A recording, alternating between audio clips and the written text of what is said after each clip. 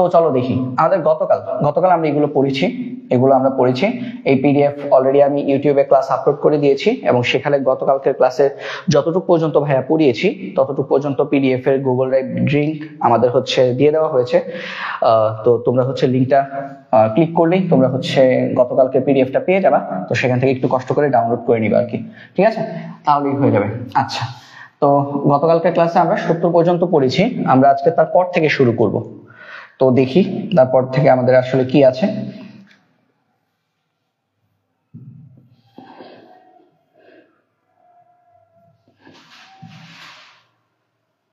ওকে, কোথায় আসলাম?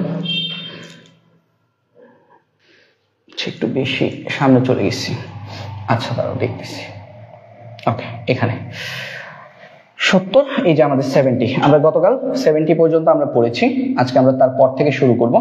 আজকে আমরা 71 নাম্বার, এটা থেকে আমাদের শুরু হবে আজকে আমাদের পড়াশোনা। তো আশা করি সবাই স্ক্রিন খুব ভালোভাবেই দেখতে পাচ্ছ। তো সবাই যদি স্ক্রিন ভালোভাবে দেখতে পারো, হ্যাঁ ঠিক আছে, সবকিছু ক্লিয়ারলি দেখা যাচ্ছে। তাহলে চলো শুরু করি।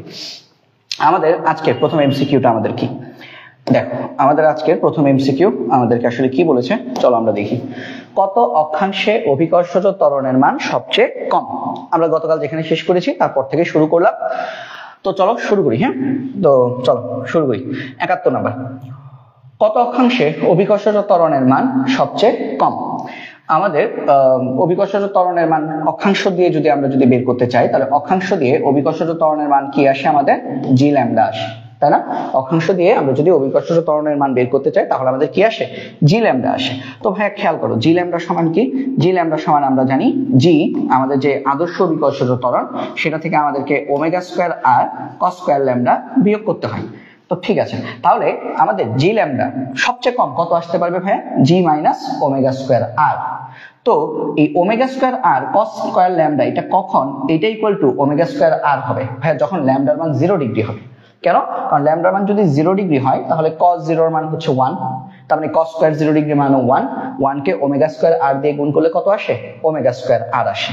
তো আমরা বলবো যখন ল্যামডা ইকুয়াল টু 0 ডিগ্রি, অর্থাৎ বিষুব রেখা বা নিরক্ষ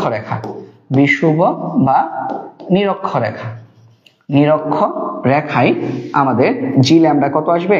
জি minus omega square R cos square 0 degree, এবং সেখানে আমরা পাবো g lambda equal to g minus omega square R. এবং ভূপৃষ্ঠে এর থেকে কম জি এর মান আসে না। ভূপৃষ্ঠে জি এর সর্বনিম্ন মান হচ্ছে জি থেকে ওমেগা স্কয়ার আর বিয়োগ। এর থেকে কম ভূপৃষ্ঠে তুমি যেখানে যাও কোথাও এর থেকে কম পাবা না। তাহলে এই ভ্যালুটা আমরা কোথায় পাচ্ছি? এই ভ্যালুটা আমরা পাচ্ছি যখন আমরা 0 ডিগ্রি অক্ষাংশে যাচ্ছি। অর্থাৎ আমরা এটা বলতে পারি, অতএব ভূপৃষ্ঠে 0 ডিগ্রি অক্ষাংশে জি এর মান সবচেয়ে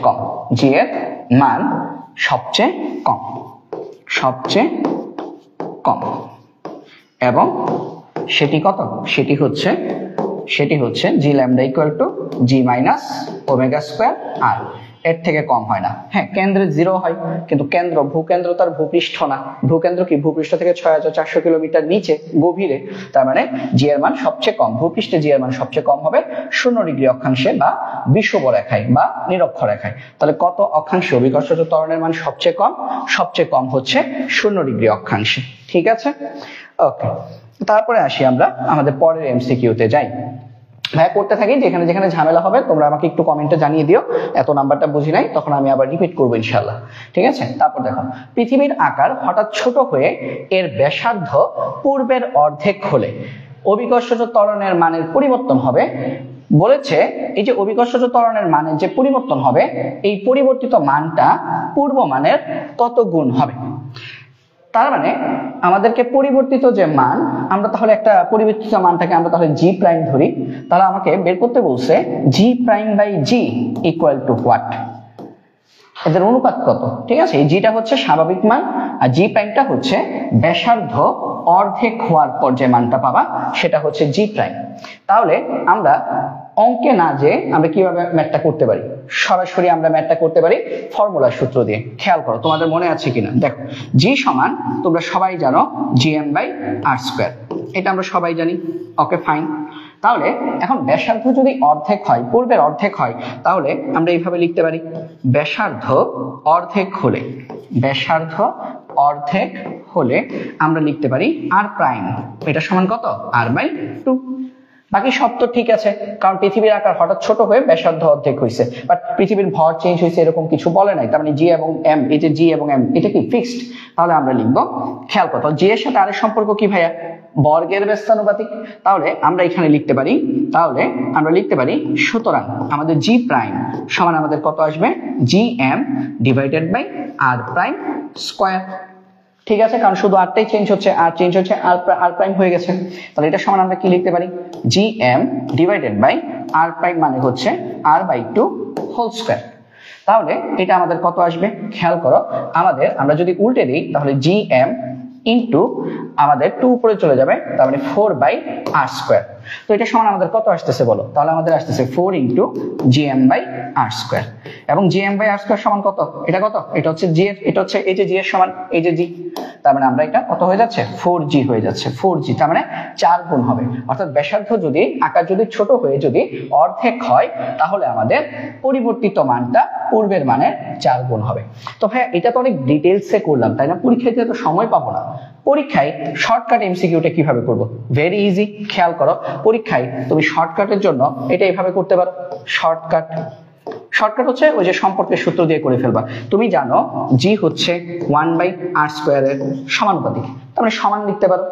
আচ্ছা তাহলে 1/r কত, অর্ধেক, তার মানে হাফ স্কয়ার, এবং এটা হিসাব করলে কত আসে 4 চলে আসে। তো জি এর মান 4 আসছে, তার মানে আনসারটা কত 4 গুণ।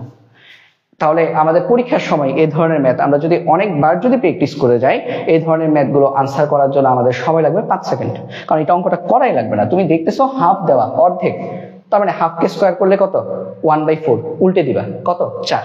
যদি বলতো এখানে, যদি বলতো যে পৃথিবীর আকার ছোট হয়ে এর ব্যাসার্ধ পূর্বের 1/3, 1/3, তাহলে কত গুণ হতো ভাইয়া 1/3, তার মানে 1/3 কে স্কয়ার করলে কত 1/9, উল্টে দাও 9 গুণ। তাহলে এগুলো আমাদেরকে পরীক্ষার সময় আমরা খুব সিম্পলি ওয়েতে অঙ্কগুলো করতে পারবো। এখন এই স্কিলটা তোমাদেরকে বাসায় ডেভেলপ করতে হবে। ওকে, তারপর আসো, পৃথিবীতে কোন বস্তুর ওজন যদি 20 নিউটন হয়, চাঁদে কত? হ্যাঁ গতকাল বলছিলাম পৃথিবী থেকে চাঁদের অভিকর্ষণ ত্বরণ কত, 6/1। তাহলে চাঁদে ওজন কত আসবে, চাঁদে ওজন দেখো পৃথিবীতে ওজন কত, W(r) 20 নিউটন। তো আমরা জানি চাঁদে কোন বস্তুর ওজন W মুন পৃথিবীর ওজনের 1/6 বা 6/1 ভাগ বা 6/1 গুণ, তাহলে 1/6 ইন্টু 20। তো আনসারটা কত আসবে 3.33 নিউটন। তো এটা কি ক্যালকুলেশন, এটা কি পরীক্ষা এইভাবে অঙ্কটা করার দরকার আছে? কোনো দরকার নেই। তুমি জানো চাঁদে কোনো বস্তুর অভিকর্ষজ ত্বরণ পৃথিবীর 6/1, তার মানে পৃথিবীতে ওজন যদি 20 নিউটন হয় 20/6 হবে, অর্থাৎ 3.33 নিউটন। ঠিক আছে, আমরা যদি পরের এমসিকিউটা যদি দেখি, পৃথিবী পৃষ্ঠে কোন বস্তুর ভর 60 কেজি, দেখো বস্তুর ভর বলছে, বস্তুর ভর, চাঁদে ওই বস্তুর ভর কত? তো তুমি তো এটা অঙ্ক করে তুমি আনসার কত পাবা জানো, তুমি আনসার পাবা 10 কেজি, এবং তোমার এখানে অপশনও আছে 10 কেজি। তুমি তো অনেক খুশি যে হ্যাঁ আমার আনসার হয়েছে, কারণ তুমি ওই যে তুমি ওজনের কনসেপ্ট তোমার মাথায় ঢুকে আছে। বাট ভাই খেয়াল করে দেখো এখানে ভর বলছে, এখানে ওজন বলে নাই, এখানে ভর বলছে, এখানে ওজন কিন্তু বলে নাই। তো ওজন যদি বলতো তাহলে সেটা 6/1 হতো। বাট বস্তুর ভর স্থান কাল পাত্র ভেদে একই রকম থাকে, চেঞ্জ হয় না। আমার ভর এখানে যত, চাঁদে গেলেও তত, মঙ্গল গ্রহে গেলেও তত, মাটির নিচে মাটির উপরে যে কোনো জায়গায় থাকি, ভর কিন্তু চেঞ্জ হয় না। ভর হচ্ছে আমার শরীরের মধ্যে কি আছে সেটা। আর ওজন কি, কোন একটা গ্রহ আমাকে যেই বলে টানছে সেটা হচ্ছে ওজন। ওজন গ্রহ অনুযায়ী চেঞ্জ হয়, ভর চেঞ্জ হয় না। অর্থাৎ কোন বস্তুর ভর পৃথিবী পৃষ্ঠে 60 কেজি, তার মানে চন্দ্র পৃষ্ঠেও সেটা 60 কেজি হবে, চন্দ্র পৃষ্ঠেও সেটা 60 কেজি হবে। ভরের কোনো চেঞ্জ আসবে না। তো আশা করি এটা আমরা বুঝতে পেরেছি, ভরের কোনো চেঞ্জ আসবে না। তারপর আমরা যদি পরের এমসিকিউতে যদি যাই, পৃথিবী পৃষ্ঠে ল্যামডা ডিগ্রি অক্ষাংশের জন্য জি এর সমীকরণ কোনটি? তো তুমি জি এর সমীকরণ জানো, কি জানো বলো তো? তুমি জানো জি ল্যামডা সমান g minus omega square R cos square lambda. But খেয়াল করো এখানে অপশনে এই স্মল জি দেওয়া নাই, ঠিক আছে? Omega square R cos square lambda দেওয়া আছে, দেখো এখানে omega square R cos square lambda দেওয়া আছে, এই যে দেখো এখানে omega square R cos square lambda দেওয়া আছে, বাকি দুইটা প্রথমেই বাদ, কারণ এখানে ওমেগা স্কয়ার নাই, এখানে ওমেগা স্কয়ার কস স্কয়ার নাই, এগুলো প্রথমেই বাদ। এখন এই দুইটার মধ্যে কোনটা হবে? হ্যাঁ, স্মল জি সমান তুমি কি জানো বলো তো? স্মল জি সমান হচ্ছে GM by R square, GM by R square minus omega square R cos square lambda. এখন এই সমীকরণ কোনটাতে আছে বলো? GM by R square minus omega square R cos square lambda, ঠিক আছে? তাহলে সঠিক উত্তর হচ্ছে এটা, জিএম বাই আর স্কয়ার। এখানে কি দুইটাই কি সেম উত্তর নাকি? GM by R square omega square R, আচ্ছা এখানে কস, এখানে স্কয়ার নাই, ঠিক আছে? এখানে দেখো স্কয়ার আছে, তাহলে সঠিক উত্তর হচ্ছে ক, ঠিক আছে? তাহলে আমাদের সঠিক উত্তর হচ্ছে ক। ওকে, আচ্ছা এটা মুছলাম কেন? জি ল্যামডা সমান জি মাইনাস, ঠিক আছে? তো আশা করি এটাও আমরা বুঝতে পেরেছি। সহজ হিসাব, জি এর বদলে G M by R square দিয়ে টেস্ট করবা, তাহলেই হবে। দিনাজপুর বোর্ড 2019-এ আসছে। তারপরে এমসিকিউটা যদি আমরা দেখি 76, ভূপৃষ্ঠ থেকে কত গভীরতায় অভিকর্ষজ ত্বরণের মান ভূপৃষ্ঠের অভিকর্ষজ ত্বরণের 1/3 হবে? গভীরতা বলছে, তার মানে কি জি ডাউনের সূত্র। হ্যাঁ, তোমাদের কি মনে আছে g down divided by g down by g সমান সূত্র কি ছিল? 1 মাইনাস এইচ বাই আর। এখানে গভীরতাটাই বের করতে বলছে, অর্থাৎ এইচ বের করতে বলছে।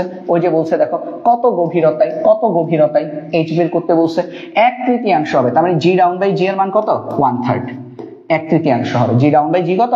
1/3, ঠিক আছে? 1/3 হবে। তাহলে জি ডাউন বাই জি এটা হচ্ছে 1/3। কিভাবে পাইলাম জি ডাউন বাই জি সমান 1/3? খেয়াল করো, জি ডাউন কত হবে? কত গভীরতা 1/3 হবে, তার মানে জি এর 1/3, এরকম ছিল বিষয়টা। তাহলে খেয়াল করো, তাহলে বা জি ডাউন, এই জিটাকে তুমি যদি নিচে নিয়ে আসো, এই পাশে নিয়ে আসলে নিচে চলে আসবে, উপরে 1 থেকে যাবে 1/3। তাহলে যত বলছে 1/3 সেটাই হবে জি ডাউন বাই জি এর অনুপাত, equal to 1 minus h by R. এখন এখান থেকে তুমি হিসাব করে ফেলবা, এইচ বের করতে বলছে, তাহলে দেখো এইচ বাই আর যদি এই পাশে চলে আসে প্লাসের হয়ে যাবে, এখানে আগে থেকেই 1 আছে, 1/3 এদিকে আসলে মাইনাসের হয়ে যাবে। লসাগু করলে এটা কত আসে? লসাগু করলে এইচ বাই আর সমান আসবে আমাদের 2/3, তার মানে এইচ ইকুয়াল টু কত?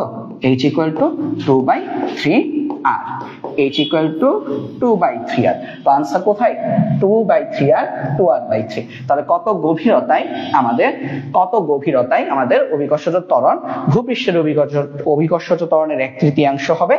উত্তর হচ্ছে 2r ডিভাইডেড বাই 3, ঠিক আছে? পরের এমসিকিউতে যাই।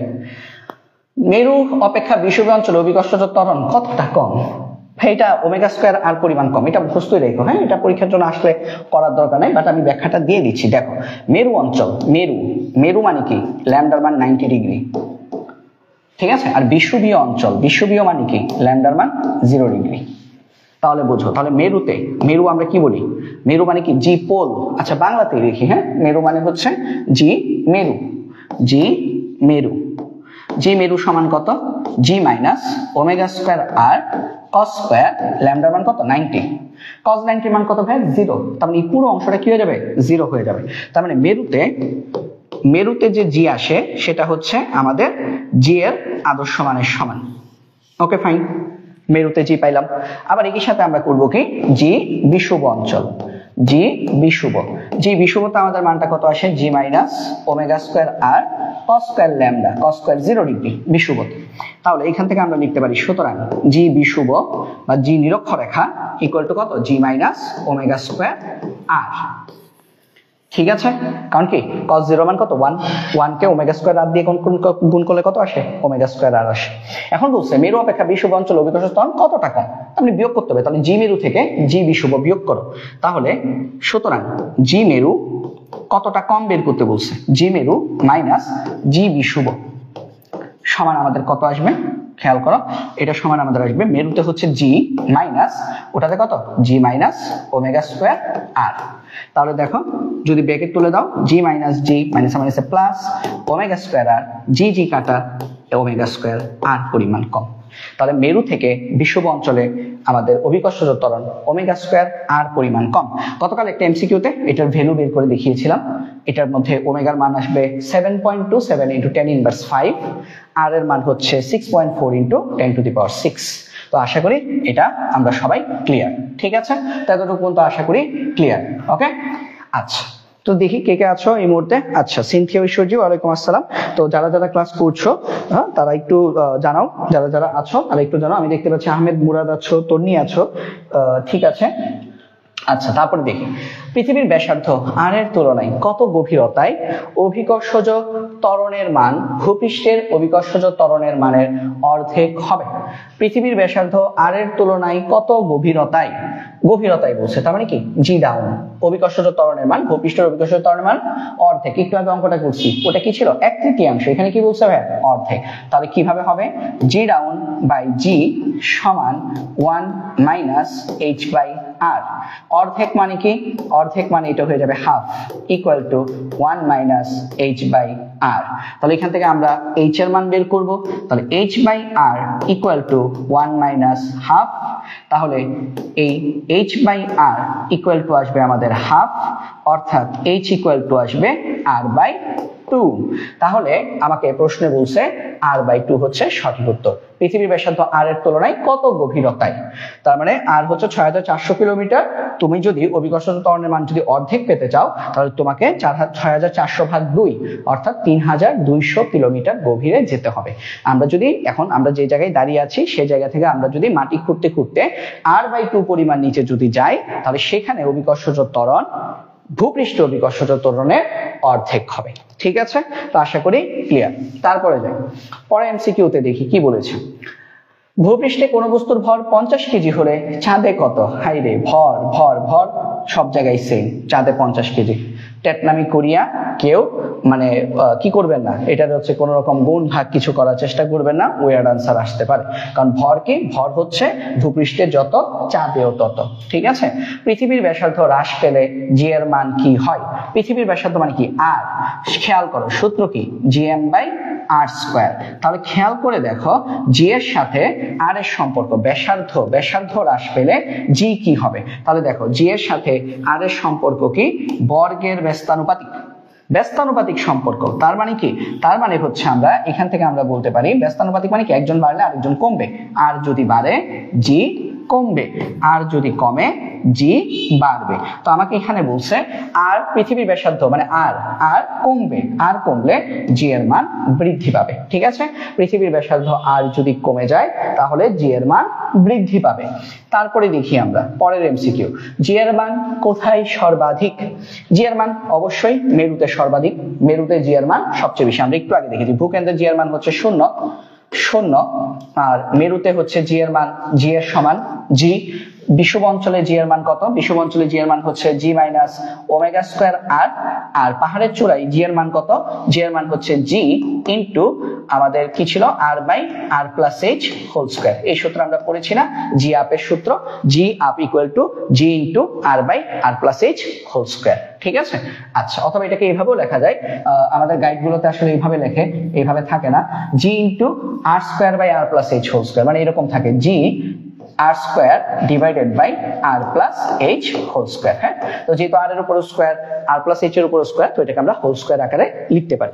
তারপরে আমরা যদি দেখি পৃথিবীকে সমদ্রুতিতে, ওই দেখো সমদ্রুতি মানে কি, মানে মানুষ মানে বেগের কোনো পরিবর্তন হয় নাই, বেগের পরিবর্তন হয় নাই। কোনো মহাশূন্য জানে 50 কেজি ভরের একজন ব্যক্তির ওজন কত হবে? তুমি যদি সমদ্রুতিতে যদি ঘুরো তাহলে এর মান কত? 0। এর মান 0 হলে বল কত? M A, F equal to 0।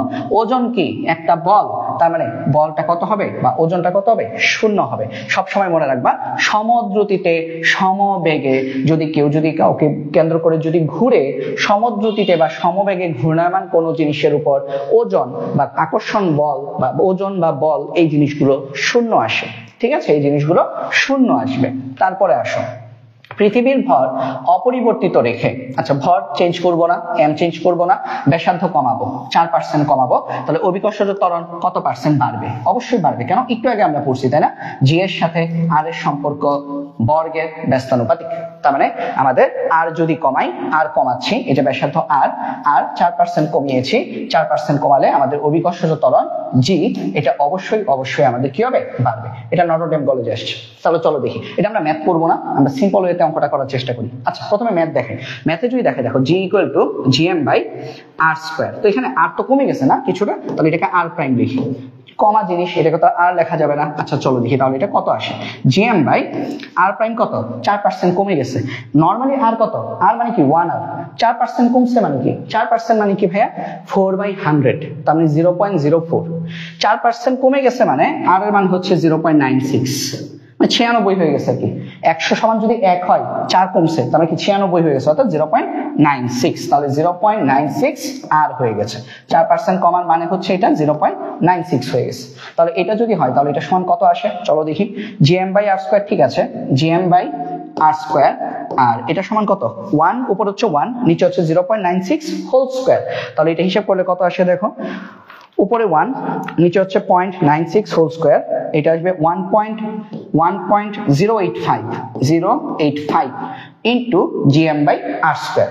তাহলে এই জিএম বাই আর স্কোয়ার সমান কত ভাইয়া জি, তার মানে 1.085 জি হয়ে গেছে। তাহলে আমাকে বলছে কত বৃদ্ধি পাবে, পার্সেন্টেজে কত বৃদ্ধি পাবে। তাহলে আমরা লিখবো সুতরাং বৃদ্ধি বৃদ্ধি বৃদ্ধি কত del G, del G equal to কত এত 1.085 মাইনাস 1, এত বৃদ্ধি পাবে তাই না, এত জি বৃদ্ধি পাবে। তো এত জি বৃদ্ধি পাবে মানে কি 0.085 জি পরিমাণ বৃদ্ধি পাবে। পার্সেন্টেজে বের করবো ভাই, পার্সেন্টেজে বের করলে কি করতে হয়, এটার সাথে 100 গুণ দিয়ে দিবা। তাহলে এটার সাথে তুমি যদি 100 যদি গুণ দাও তাহলে সুতরাং পার্সেন্টেজ অফ ডেল জি, মানে ডেল জি বৃদ্ধি শতকরা পরিমাণ কত 8.5% আসবে, 8.5% আসবে, অর্থাৎ আনসার হচ্ছে 8.5%। এখন এই ম্যাথটা তুমি এমসিকিউর জন্য তো এত ডিটেইলসে করতে পারবে না তাই না, এমসিকিউর জন্য সরাসরি তুমি এই জায়গা থেকে অঙ্কটা করবে। এটা দিয়ে এমসিকিউর জন্য অঙ্কটা কিভাবে করবা দেখো, এমসিকিউর জন্য অঙ্কটা করবে এইভাবে, ফর এমসিকিউ, ফর এমসিকিউ, এমসিকিউর জন্য তুমি কি করবা, তুমি লিখে ফেলবা জি সমান 1 মাইনাস 1 বাই আর, আর এর মান কত 0.96, এইভাবে করে ফেলবা। তো এটা সমান কত আসে 1.085। তো যখনই 1.085 আসবে তুমি বুঝবে এটা তো 1 থেকেই বিয়োগ করতে হবে, বা এটাকে তুমি এভাবে করতে পারো, এটা থেকে তুমি হচ্ছে -1, মানে অঙ্কটা যদি একদম সূত্র আকারে যদি লিখে ফেলতে পারো তাহলে ভালো। তাহলে যেটা আসবে সেটা থেকে 1 বিয়োগ করবা, ইন্টু কত, ইন্টু হচ্ছে 100%, ইন্টু 100%। তো একসাথে হিসাব করে ফেলবা, একসাথে যদি হিসাব করে ফেলতে পারো তাহলে এটা আসবে 1.085 মাইনাস 1 ইন্টু 100% ইন্টু 100%, ওই একসাথে হিসাব হয়ে যাবে, আনসার চলে আসবে 8.5%। ঠিক আছে, 8.5%। কারণ আমি এখানেও একই কাজই করছি, এই দেখো 1.085 এটা থেকে -1 করেছি, তার মানে আমার হচ্ছে এই ধরনের অঙ্কে আসলে যেহেতু আমাদের আর কমেছে সেহেতু আমাদের জি বাড়বে, তাহলে আমাদের জি যেটা বাড়বে সেটা থেকে 1 বিয়োগ করব, 100 দিয়ে গুণ করব, তাহলে আমার সরাসরি আনসারটা পার্সেন্টেজে চলে আসবে। ঠিক আছে, তো এরকম ম্যাথ আরো আছে, আমরা দেখবো একটু পরে। তো দেখো পৃথিবী থেকে চাঁদের দূরত্ব, পৃথিবী থেকে চাঁদের দূরত্ব 3.84, পৃথিবী থেকে চাঁদের দূরত্ব 3.84 ইন্টু 10⁵ কিলোমিটার। ঠিক আছে, পৃথিবী থেকে চাঁদের দূরত্ব হচ্ছে 3.85 ইন্টু 10⁵ কিলোমিটার। তাহলে যদি পৃথিবী থেকে চাঁদের দূরত্ব যদি এত হয় এবং চাঁদ পৃথিবীকে বৃত্তাকার পথে কি করে, বৃত্তাকার পথে চাঁদ পৃথিবীকে 27.3 দিন মানে 27.3 দিনে একবার প্রদক্ষিণ করে, তার মানে এটা কি, এটা হচ্ছে পর্যায়কাল, এটা কি, এটা হচ্ছে ভাই দূরত্ব, হ্যাঁ, পৃথিবী থেকে চাঁদের দূরত্ব। আচ্ছা, এখন চাঁদের রৈখিক বেগ কত? আচ্ছা এখন দেখো রৈখিক বেগ, তোমরা এই বেগ নির্ণয়ের সূত্র আমি তোমাদেরকে বেসিকে পড়িয়েছি। দেখো রৈখিক বেগের সূত্র কি, রৈখিক বেগের সূত্র হচ্ছে v = s/t, এটা আমরা জানি 9-10 পড়ছি। এই s সমান এখানে কত, এটা হচ্ছে চাঁদের দূরত্ব, মানে হচ্ছে এটা বৃত্তাকার পথ যেহেতু, তার মানে 2πr ডিভাইডেড বাই t, মানে কি পর্যায়কাল t। তাহলে এখানে তুমি মান বসিয়ে দিবা, আর এর মান কত বসাবা, এটা হচ্ছে r 3.84 ইন্টু 10⁵ কিলোমিটার, এটাকে মিটারে নিবা, এটা হচ্ছে আমাদের t, tটাকে সেকেন্ডে নিতে হবে। ওকে, যদি এটাকে মিটারে নেওয়ার দরকার নাই, কারণ দেখো সবগুলো আনসার অপশনের মধ্যে কিলোমিটারে দেওয়া, তাহলে এটাকে কিলোমিটারে রেখে দাও, মিটারে নেওয়ার প্রয়োজন নেই। তাহলে দেখো কিভাবে করবো, 2π, আর এর মান কত, আর এর মান আমরা পেয়েছি কত, 3.84 ইন্টু 10⁵, 3.84 ইন্টু 10⁵, 3,84,000 কিলোমিটার পৃথিবী থেকে চাঁদের দূরত্ব। তারপর নিচে কত 27.3 ডেজ, এবং প্রতি দিনে কত সেকেন্ড, 86,400 সেকেন্ড। ঠিক আছে, তাহলে হিসাব করে ফেলবা, আনসার চলে আসবে।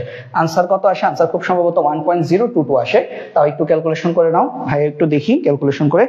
2π into 3.84 into 10⁵ divided by 27.3 into 86,400, হ্যাঁ 1.0229 এত কিলোমিটার পার সেকেন্ড আসে। তো এখানে আছে এই যে 1.022 কিলোমিটার পার সেকেন্ড, এটা হচ্ছে আমাদের আনসার। তারপরে যাই পরের এমসিকিউটা দিই। পরে কি বলছে, ভূপৃষ্ঠে একজন লোক লাফ দিয়ে যদি 1 মিটার উঠতে পারে তাহলে তিনি চন্দ্রের পৃষ্ঠে কতটুকু উঠতে পারবে? 6 গুণ বেশি উপরে উঠতে পারবে, কারণ চাঁদের অভিকর্ষজ ত্বরণ পৃথিবীর 6/1 তার মানে চাঁদ কোন একটা বস্তুকে পৃথিবী থেকে 6 গুণ কম টানে। যেহেতু চাঁদে গেলে আমার টান পৃথিবী মানে চাঁদের টান কম, সেহেতু আমি একটু বেশি উপরে লাফ দিতে পারবো। যেহেতু চাঁদের টান পৃথিবী থেকে 6 গুণ কম, তার মানে চাঁদে আমি লাফ দিলে পৃথিবী থেকে 6 গুণ বেশি উপরে উঠতে পারবো। তাহলে পৃথিবী পৃষ্ঠে বা ভূপৃষ্ঠে কেউ যদি লাফ দিয়ে 1 মিটার উঠতে পারে, চাঁদে তাহলে সে লাফ দিয়ে 6 মিটার উঠতে পারবে, কারণ চাঁদে সে নিজেকে হালকা অনুভব করবে। ঠিক আছে, ওকে ঠিক আছে। নবনীয় উত্তরটা দিয়েছে একটু আগের, 84 নাম্বার হয়েছে। ঠিক আছে, তারপরে যাই। কোন বস্তুর ভর ভূপৃষ্ঠে 75 কেজি হলে চাঁদে এর ভর কত? এটা সহজ, দেখো ভূপৃষ্ঠে 75 কেজি, চাঁদেও 75 কেজি। ঠিক আছে, চাঁদেও 75 কেজি। তারপরে দেখো, মানে আমি তোমাদেরকে একই জিনিস বারবার একই রকম এমসিকিউ বারবার কেন করাচ্ছি ভাই? এই অধ্যায় থেকে যাতে তোমাদেরকে আর জিন্দগিতে কখনো কারো কাছে পড়তে না হয়। কিন্তু তোমরা কি করবা, তোমরা হচ্ছে এখানেও কোথাও পড়ো না, আমি খেয়াল করছি। মানে টাকা দিয়ে যদি পড়ো অফলাইন ব্যাচে সেখানেও পড়ো না, টাকা দিয়ে যদি কোনো ভাইয়ের কাছে অনলাইন পড়ো সেখানেও পড়ো না, মানে পড়োই না। আমি বুঝি না কেন এটা কেন হয়। হ্যাঁ, এটা করবা না, একটু পড়াশোনা করতে হবে। পৃথিবীর ভর একই রেখে ব্যাসার্ধ যদি 2% যদি হ্রাস করি তাহলে জি এর মান শতকরা কত পরিবর্তন হবে? আবার নটরডেম কলেজ এই ধরনের প্রশ্ন নটরডেমে আসে, বোর্ডে আসে না কিন্তু। তাহলে এটা এখন আমরা শর্টকাট মেরে দিব। মনে আছে শর্টকাটটা? শর্টকাট কি বলতো? শর্টকাট হচ্ছে জি, এই যে আমাদের যে পার্সেন্টেজ, জি এর শতকরা পরিবর্তন, পার্সেন্টেজ অফ ডেল জি, জি এর শতকরা পরিবর্তন, পার্সেন্টেজ অফ ডেল জি, শতকরা পরিবর্তন বলছে এই জন্য percentage, percentage of del G. Percentage of del G equal to কত? ডেল জি ইকুয়াল টু হচ্ছে আমাদের 1/r square, 1/r square minus 1 into 100 into 100%। ঠিক আছে, ইন্টু 100। তাহলে এই সূত্র দিয়ে আমরা এই ম্যাথটা করবো। ঠিক আছে, এটা শর্টকাট, এটা আসলে কোনো বইয়ের সূত্র না, এটা শর্টকাট। তাহলে এখানে আমরা লিখবো 1/r এর মান কত? হ্যাঁ, তুই 2% কমাই ফেলছি। 2% মানে কি? 98 হয়ে গেছে। 98 মানে কি? 0.98, 0.98 হোল স্কয়ার মাইনাস 1 ইন্টু 100%। মানে আর এর মান তুমি যদি 2% কমাও তাহলে অভিকর্ষজ ত্বরণ কত পরিবর্তন হবে? জি এর মান শতকরা কত পরিবর্তন হবে? তাহলে ক্যালকুলেশন করে ফেলো, ক্যালকুলেশন করে ফেলো। 1 divided by 0.98 square minus 1 into 100, হিসাব করলে এটা আসবে 4.12%, তাই না? 4.12%, 4.123। আচ্ছা, তাহলে এখানে কোথায় আছে? এই যে 4% আছে।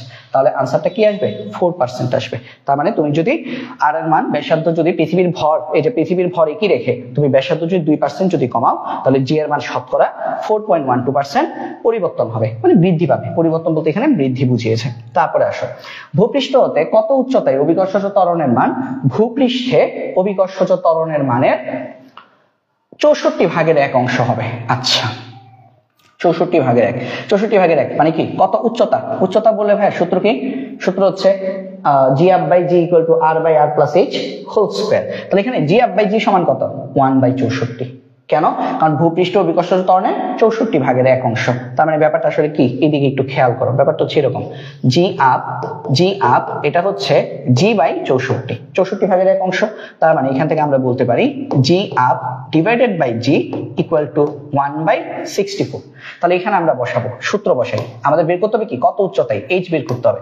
তাহলে g up divided by g equal to R by R plus h, R plus h whole square. তাহলে এটা সমান আমাদের কত আসে? 1/64 equal to R by R plus h whole square, R by R plus h whole square. এখন দেখো স্কয়ারের ভিতর G H আছে, তার মানে স্কয়ার রাখা যাবে না। তাহলে স্কয়ার উঠলে এখানে রুট হবে, রুট হলে কি হবে? 1/8। তাহলে এখান থেকে আমরা লিখবো, বা আমি একটু জায়গা নেই, এইভাবে লিখে ফেলি। তাহলে 1/8 equal to R by R plus H. ঠিক আছে, 1/8 equal to R by R plus H. তো এখান থেকে আমরা সহজে বুঝে ফেলতে পারি। দেখো আর আর গুণ করলে 8r, তাহলে আমরা এখান থেকে লিখতে পারি বা R plus h equal to 8r। তাহলে এইচ ইকুয়াল টু কত আসতেছে? 7r। এইচ ইকুয়াল টু আসছে 7r, অর্থাৎ আনসার হচ্ছে 7r। ঠিক আছে, ভেরি সিম্পল ম্যাথ। এটার আনসার হচ্ছে 7r। তাহলে ভূপৃষ্ঠ হতে কত উচ্চতায় ভূপৃষ্ঠ থেকে আমি যদি 7R উচ্চতায় যদি যাই, মানে অনেক উচ্চতা, 7R মানে কি বুঝছো, পৃথিবীর কেন্দ্র থেকে, মানে কেন্দ্র থেকে আমাদের ভূপৃষ্ঠ আমরা যেখানে দাঁড়িয়ে আছি এই উচ্চতা হচ্ছে 6400 কিলোমিটার। 6400 কিলোমিটারের 7 গুণ উপরে যেতে হবে। তাহলে কি 6 7 42 আর হচ্ছে আরো হচ্ছে 2800, তার মানে হচ্ছে পৃথিবীর কেন্দ্র থেকে আমাদের হচ্ছে ভূপৃষ্ঠ থেকে আমাদের হচ্ছে প্রায় তাহলে আরো 44,800 কিলোমিটার, মানে প্রায় 45,000 কিলোমিটার উপরে আমরা যদি যাই, তাহলে সেখানে আমাদের ত্বরণ ভূপৃষ্ঠের ত্বরণের 64 ভাগের 1 অংশ হবে। মানে সেখানে আমরা নিজেকে 64 গুণ হালকা মনে করব। 64 ভাগের 1 অংশ মানে কি, সেখানে গেলে আমরা নিজেকে 64 গুণ হালকা মনে করব। ঠিক আছে, তারপরে যাই 90 ডিগ্রি অক্ষাংশে 1 কেজি ভরের বস্তুর ওজন কত? 9.81 নিউটন। 9.81 নিউটন, কারণ 90 ডিগ্রি অক্ষাংশ মানে কি মেরু। আর মেরু অঞ্চলে আমাদের কি হয় বলতো, মেরু অঞ্চলে জি ল্যামডা ইকুয়াল টু জি এর সমান হয়। আর জি এর মান কত? 9.81 নিউটন। কোন লোক, এখানে যদি 9.8 আছে, বাট ভাইয়া আমাদের আনসার কত? 9.81, কারণ 9.81টা আমাদের মোর একুরেট। কোন লোক ভূপৃষ্ঠ থেকে পৃথিবীর ব্যাসার্ধে সমান উচ্চতায় গেছে। আচ্ছা, পৃথিবীর ব্যাসার্ধ কত রে ভাই? পৃথিবীর ব্যাসার্ধ হচ্ছে R 6400 kilometre, R equal to 6400 kilometre. তাহলে ভূপৃষ্ঠ থেকে, মানে আমরা যেখানে দাঁড়িয়ে আছি সেখান থেকে আমরা আরো আর পরিমাণ উপরে গেছি, তাহলে কতটুকু ওজন হারাবে? হারানো ওজন পরে বের করব, আগে বের করব যে ওই উচ্চতায় গেলে তার নতুন যে জি সেটা কত আসবে। তাহলে আমরা প্রথমে চলো জি আপ বের করি। তাহলে এখানে আমাদের জি আপ যেহেতু উপরে গেছে, জি আপ ইকুয়াল টু কত আসবে? G into R by R plus h whole square. মানে ওই আর উচ্চতায় গেলে তার নতুন যে অভিকর্ষজ ত্বরণ সেটা কত আগে সেটা বের করতেছি। তাহলে জি আপ সমান কত আসবে? G into R by R plus h কত? পৃথিবীর ব্যাসার্ধের সমান উচ্চতায় গেছে, পৃথিবীর ব্যাসার্ধের সমান উচ্চতা, এটা হচ্ছে এইচ এর মান, এটা হচ্ছে কি এইচ এর মান, এইচ। তাহলে এইচ কত? এইচ হচ্ছে আরেকটা আর, এইচ আর এর সমান। তাহলে এখান থেকে আমরা আসলে কি লিখবো? তাহলে জি আপ সমান কত আসতেছে বলো? G into R by two R whole square. তাহলে আমাদের জি আপ সমান আমাদের কত আসতেছে? জি ইন্টু কাটাকাটি করলে 1/2 কে স্কয়ার করলে কত? 4। তাহলে জি ইন্টু 1/4, তার মানে জি বাই 4। তার মানে হচ্ছে, খেয়াল করো, তুমি এই উচ্চতায় পৃথিবীর থেকে, ভূপৃষ্ঠ থেকে তুমি যদি পৃথিবীর ব্যাসার্ধের সমান উচ্চতা উপরে যদি উঠো, তাহলে সেখানে উঠলে তোমার হচ্ছে, যেমন বিষয়টা হচ্ছে এরকম, এটা হচ্ছে মনে করো পৃথিবী, এটা হচ্ছে কেন্দ্র, এটা হচ্ছে আর, এটা হচ্ছে আর, তুমি এখানে উঠছো এখানে, এবং এই দূরত্বটাও কত? এই দূরত্বটাও আর, এইচ ইকুয়াল টু আর। তার মানে এই দূরত্বটা যতটুক তুমি ঠিক এতটুকু উপরে উঠছো। তাহলে এখানে যখন উঠছো তখন তোমার অভিকর্ষজ ত্বরণ কত হয়েছে? ভূপৃষ্ঠ অভিকর্ষজ ত্বরণ যদি হয়, এখানে অভিকর্ষজ ত্বরণ যদি হয় জি, এখানে অভিকর্ষজ ত্বরণ হয়েছে জি বাই 4। তাহলে তুমি কতটুকু ত্বরণ কমছে তোমার সেটা বের করে ফেলি। তাহলে ত্বরণ কতটুকু কমবে বলো তো? তাহলে সুতরাং ত্বরণ হ্রাস হবে কতটুকু? ত্বরণ হ্রাস হবে আমাদের জি মাইনাস জি আপ, কারণ ভূপৃষ্ঠে ছিল জি, তুমি উপরে গেছো হয়েছে জি আপ, তাহলে জি মাইনাস জি বাই 4। তার মানে ত্বরণ হ্রাস পাবে তোমার 3g বাই 4। এখন ত্বরণ যত হ্রাস পাবে ভরও তো তত হ্রাস পাবে, কারণ ত্বরণের সাথে ভর, মানে ত্বরণ যত হ্রাস পাবে আমার হচ্ছে ওজন তত হ্রাস পাবে, তাই না? ওজন হারাবে ততটুকুই। হারানো মানে কি? কতটুকু কমেছে। তাহলে ওজন মানে কি? এটার সাথে জাস্ট m গুণ দিয়ে দিলেই তো হবে, তাই না? তাহলে আমরা এখান থেকে লিখবো, সুতরাং ওজন হারাবে, মানে ওজন মানে কি? ত্বরণের সাথে m গুণ করা। তাহলে ওজন কতটুকু হারাবে? m into 3g divided by 4, বা 3/4 mg, 3/4 mg এটা লিখতে পারো। তাহলে ওজন হারাবে 3/4 mg, তাহলে 3/4 ওজন হারাবে। এখানে দেখো আনসার দেওয়া আছে 3/4 অংশ, এটা হচ্ছে আনসার। তো আমাকে একটু বলবা যে তোমরা এই 90 নাম্বার এমসিকিউটা সবাই বুঝতে পেরেছো কিনা। ঠিক আছে, এটা আইডিয়াল স্কুল এন্ড কলেজ মতিঝিল ঢাকায় আসছে ভাইয়া। একদম মানে সবচেয়ে জটিল যে এমসিকিউ গুলো সেগুলো কিন্তু রাখছি। ঠিক আছে, কেন? কারণ কোন বোর্ডে কখন কোন ধরনের এমসিকিউ আসে এটা কিন্তু আমরা বলতে পারি না। আর ইদানিং ফিজিক্স প্রশ্ন বেশ হার্ড হয়। সহজ হলে সহজই হচ্ছে, বাট অনেক বোর্ডে খুব কঠিন হচ্ছে। তো এই জন্য আমাদেরকে একটু এক্সট্রা ভাবে একটু পড়াশোনা করতে হবে। যত কঠিন জিনিসগুলো যত বেশি তুমি যখন প্র্যাকটিস করবা, সহজ জিনিসগুলো তোমাদের কাছে সহজ লাগবে। আর সহজ তো আমরা সবাই পারি, সহজ পড়ায় আসলে কি করব, সহজ আর কঠিনের মিশ্রণে যদি পড়াই তাহলে হচ্ছে আমরা বুঝতে পারবো যে আসলে আমরা কতটুকু পানিতে আছি। এই যে আমাদের মধ্যে একটা তাড়না কাজ করে না, যে আমি এসএসসি তে আমি A+ পাইছি, এসএসসি তে আমি গোল্ডেন পাইছি, পরে দেখবে এইচএসসি তে গিয়ে দেখবা তুমি A- পাইছো, এইচএসসি তে গিয়ে দেখবা যে তুমি B পাইছো। এটা যাতে যাতে না হয়। হ্যাঁ, মানে এটা হয়ে আসতেছে বছরের পর বছর, এটাই হচ্ছে যে এসএসসি পরীক্ষায় আমরা খুব গোল্ডেন পেয়ে খুব বাহাদুরি করতেছি, আমরা গোল্ডেন এ প্লাস পাইছি, এইচএসসি তে যাওয়ার পর আমরা এ ধরে রাখতে পারতেছি না। ব্যাপারটা খারাপ দেখায় না? ব্যাপারটা তো অবশ্যই খারাপ দেখায়, ঠিক আছে? তো আমি চাচ্ছি না যে এরকম ঘটনা আমার কাছে যারা ক্লাস করো তাদের সাথে ঘটুক, এই জন্য আমি ডিটেলস একটু পড়াই দিচ্ছি। আচ্ছা ঠিক আছে, ওকে ঐশ্বর্যি ক্লিয়ার, ঠিক আছে। নবনী উত্তর সঠিক হয়েছে, নবনী উত্তর দিয়ে দিয়েছে। চলো তারপরে আমরা পরেরটাতে যাই। ভূপৃষ্ঠ হতে যে গভীরতায় ও উচ্চতায় অভিকর্ষজ ত্বরণের মান সমান হবে সেই গভীরতা এবং উচ্চতার অনুপাত কত? আচ্ছা ওকে, এটা আমরা গতকাল মনে করছিলাম না? গভীরতার জন্য মনে আছে? উচ্চতার জন্য দুইটা সূত্র শিখাইছিলাম, এমসিকিউর জন্য একটা সূত্র আছে। গভীরতার জন্য সূত্র কি বলতো? গভীরতার জন্য সূত্র হচ্ছে জি ডাউন ইকুয়াল টু আমাদের হচ্ছে কি g down equal to g into 1 minus h by R. এটা হচ্ছে গভীরতার জন্য সূত্র। আর উচ্চতার জন্য সূত্রটা কি ছিল মনে আছে? G up equal to g into 1 minus 2h by আর।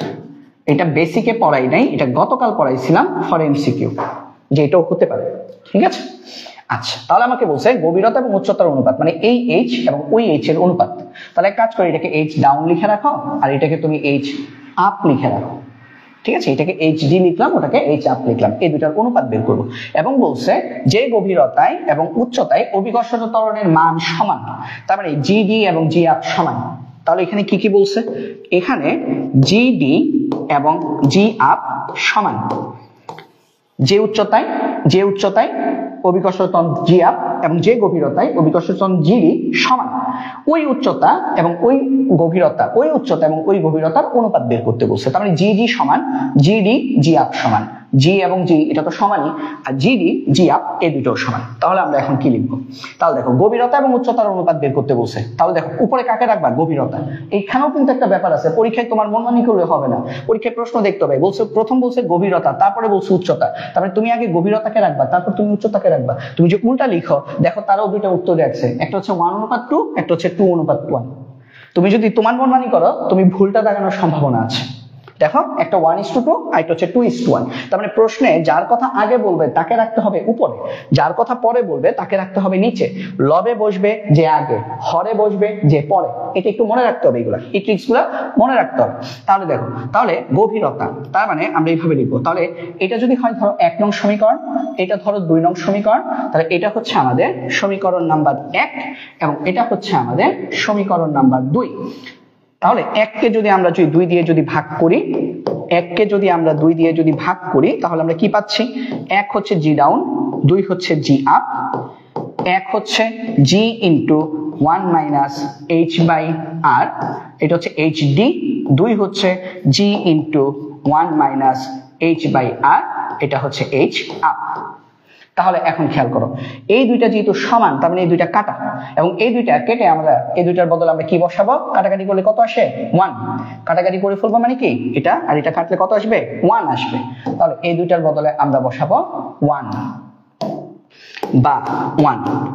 এই দুইজন তো কাটা যাবে তাই না? কেটে দিলাম। তাহলে 1 equal to 1 minus H D by R, H D by R divided by 1 minus, এটা সরি এটা 2 হবে, হ্যাঁ 2h আপ। তাহলে এটা হচ্ছে 2h আপ ডিভাইডেড বাই আর।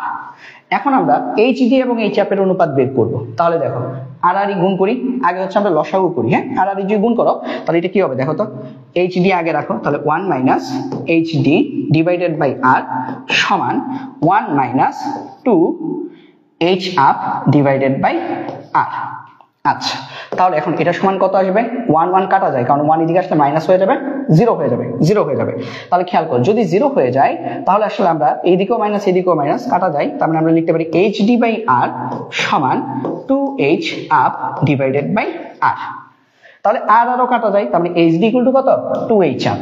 তার মানে আমাদের H D equal to 2h up. ঠিক আছে, তাহলে H D equal to 2h up. তাহলে অনুপাত কত বলো তো? H D by H up এর অনুপাত কত? H D divided by H up এর অনুপাত হচ্ছে 2:1। তার মানে সুতরাং গভীরতা এবং উচ্চতার অনুপাত। তোমাকে যদি উল্টা কথা বলতো ভাইয়া, যদি বলতো উচ্চতা এবং গভীরতার অনুপাত তাহলে আসতো হাফ। 1/2 আসতো, কিন্তু বলছে গভীরতা এবং উচ্চতার অনুপাত এটা আসবে 2:1। ঠিক আছে, তো আনসার হচ্ছে 2:1। এই যে 2:1। তো দেখো 91 নাম্বার এমসিকিউ, এটা কিন্তু দেখো বোর্ড প্রশ্ন, বরিশাল বোর্ড 2022-এ আসছে। ঠিক আছে, ওকে নবনীর উত্তর সঠিক। এটা আমরা গতকালকে এমসিকিউতে আমরা এরকম একটা এমসিকিউ করেছিলাম, যেখানে আমাদের উচ্চতা ছিল 100 কিলোমিটার, গভীরতা ছিল 200 কিলোমিটার, ওই যে দ্বিগুণ 2:1, তাহলে ওই অঙ্কটা মতো এইটা। ঠিক আছে, আচ্ছা তারপরে দেখি আমরা, তো এগুলো করতে করতে দেখবো মুখস্থ হয়ে যাচ্ছে। চন্দ্রের ভর পৃথিবীর ভরের 80/1 এবং চন্দ্রের ব্যাসার্ধ পৃথিবীর ব্যাসার্ধের 4/1। পৃথিবী পৃষ্ঠে অভিকর্ষজ ত্বরণ 9.81 হলে চন্দ্র পৃষ্ঠে অভিকর্ষজ ত্বরণ কত? আর কিছু পাই নাই, এটা পুরো সিকিউ দিয়ে বসে আছে একটা। আচ্ছা দেখি তো, দেখো এটা কত, তাহলে চন্দ্র পৃষ্ঠে অভিকর্ষজ ত্বরণটা কত হবে? আমি যেহেতু এমসিকিউর জন্য করব, তাহলে জি মুন সরাসরি এভাবে বের করে ফেলি। দেখো তাহলে চন্দ্র পৃষ্ঠে অভিকর্ষজ ত্বরণ কত আসবে? জি মুন সমান G M moon divided by R moon square, এরকম। আচ্ছা তাহলে এখন আসো বের করি। জি এর মান জি রাখলাম। এম মুন কত? এম মুন কত? চন্দ্রের ভর কত? পৃথিবীর ভরের 80/1। তার মানে এম মুন কত? পৃথিবীর যে ভর সেটা 80/1, এরকম। আর ব্যাসার্ধ কত? পৃথিবীর 4/1, তার মানে 1/4 বা সরি r/4 আর কি, 1/4 না, এটা হবে কি r/4, এটা হবে r/4 হোল স্কয়ার, কারণ r/4 হোল স্কয়ার। ঠিক আছে, আচ্ছা তাহলে এটা সমান আমাদের কত আসতেছে? দেখো তো এটা সমান আমাদের কত আসতেছে? জি মুন কত? মুন হচ্ছে আমাদের g into M by g M divided by 80 এরকম, ইন্টু উল্টে গেলে উপরে চলে যাবে, 4 কে স্কয়ার করে 16, নিচে হচ্ছে r স্কয়ার। তার মানে এটা সমান আমাদের কত আসতেছে? 80 আর 16 যদি কাটো, নিচে হচ্ছে 5, অর্থাৎ g moon divided by 5r square. ঠিক আছে, এটা যখন সিকিউ করো তোমরা দুইটা সমীকরণ লিখে কাটাকাটি করো, 2 কে 1 দিয়ে ভাগ করো, বাট আমি এমসিকিউর জন্য একটু কমিয়ে আনলাম, তাও তো কম হয় নাই। তাহলে দেখো g moon divided by 5r square, এখন মান বসিয়ে দিবা, মান বসাবা। হ্যাঁ, তুমি জি আর এম এর মান তো তুমি জানো, ওগুলা বসাবা। জি কত? 6.673 ইন্টু 10⁻11। এম কত? এম হচ্ছে 6 ইন্টু 10⁻24 কেজি। মানে এখন যা লিখতেছো সব পৃথিবীর জিনিস লিখতেছো, কেন? কারণ চাঁদের সবকিছুকে তুমি পৃথিবীতে কনভার্ট করছো। চাঁদের ভর পৃথিবীর ভরের এই যে দেখো 80/1 অংশ, চাঁদের ব্যাসার্ধ পৃথিবীর ভরের 4/1, এগুলো সব তুমি লিখে ফেলছো। 5 ইন্টু আর এর মান কত? 6.4 ইন্টু 10⁻6 হোল স্কয়ার। তাহলে এটা হিসাব করলে তোমার আনসার চলে আসবে। আনসার কত আসে দেখো, আনসার আসবে 6.673 into 10⁻11 into 6 into 10⁻24 divided by 5 into 6.4 into 10⁻6 whole square. এটা আনসার আসবে 1.955 মিটার পার সেকেন্ড স্কয়ার। আছে 1.96 আছে খুব সম্ভবত, এই যে 96, 1.96 মিটার পার সেকেন্ড স্কয়ার। ঠিক আছে, এটা তো গেল কি, এটা গেছে ভাইয়া কি বলতো, এটা তো গেছে সিকিউ, পুরো ডিটেলস তোমাদের পড়াইছি তাই না? এখন চলো একটা শর্টকাট দেখি এটা এমসিকিউ করার জন্য। তুমি একটা জিনিস জানো তো, যে চাঁদে অভিকর্ষজ ত্বরণ পৃথিবীর 6/1, এটা জানো তো, 6/1 জানো, মানে তোমার এগুলো কিছু করারই দরকার নেই, এটা সব বাদ। তুমি দেখো পৃথিবীর অভিকর্ষজ ত্বরণ কত? 9.81, তাহলে চাঁদে কত হবে? 6/1 হবে। শর্টকাটটা কি বুঝছো? এই যে পৃথিবী যেটা দেওয়া আছে সেটাকে 6 দিয়ে ভাগ করে দাও। শর্টকাটটা কি বুঝছো? মানে প্রথমে লংটা দেখাচ্ছি, মানে আমি হলে পরীক্ষায় কি করতাম, আর তোর বুদ্ধি বেশি, তাহলে শর্টকাট কেমনে মারবা? দেখো চাঁদের শর্টকাট কত? পৃথিবীর 6/1, পৃথিবীর কত?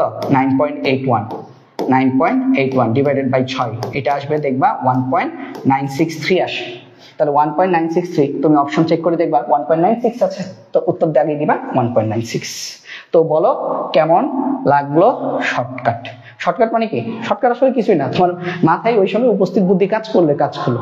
মাথায় তখন যদি উপস্থিত বুদ্ধি তোমার যদি কাজ করে, ওটাই শর্টকাট আসলে। তোমার এটা হচ্ছে উপস্থিত বুদ্ধির ব্যাপার। জানে আমি এত কিছু কেন করবো, আমি তো জানি চাঁদে অভিকর্ষজ ত্বরণ পৃথিবীর 6/1, তাহলে পৃথিবীর যে অভিকর্ষজ ত্বরণ দেওয়া আছে সেটাকে 6 দিয়ে ভাগ করে দিই, তাহলেই তো হয়ে গেল। ঠিক আছে, আচ্ছা তারপরে যাই।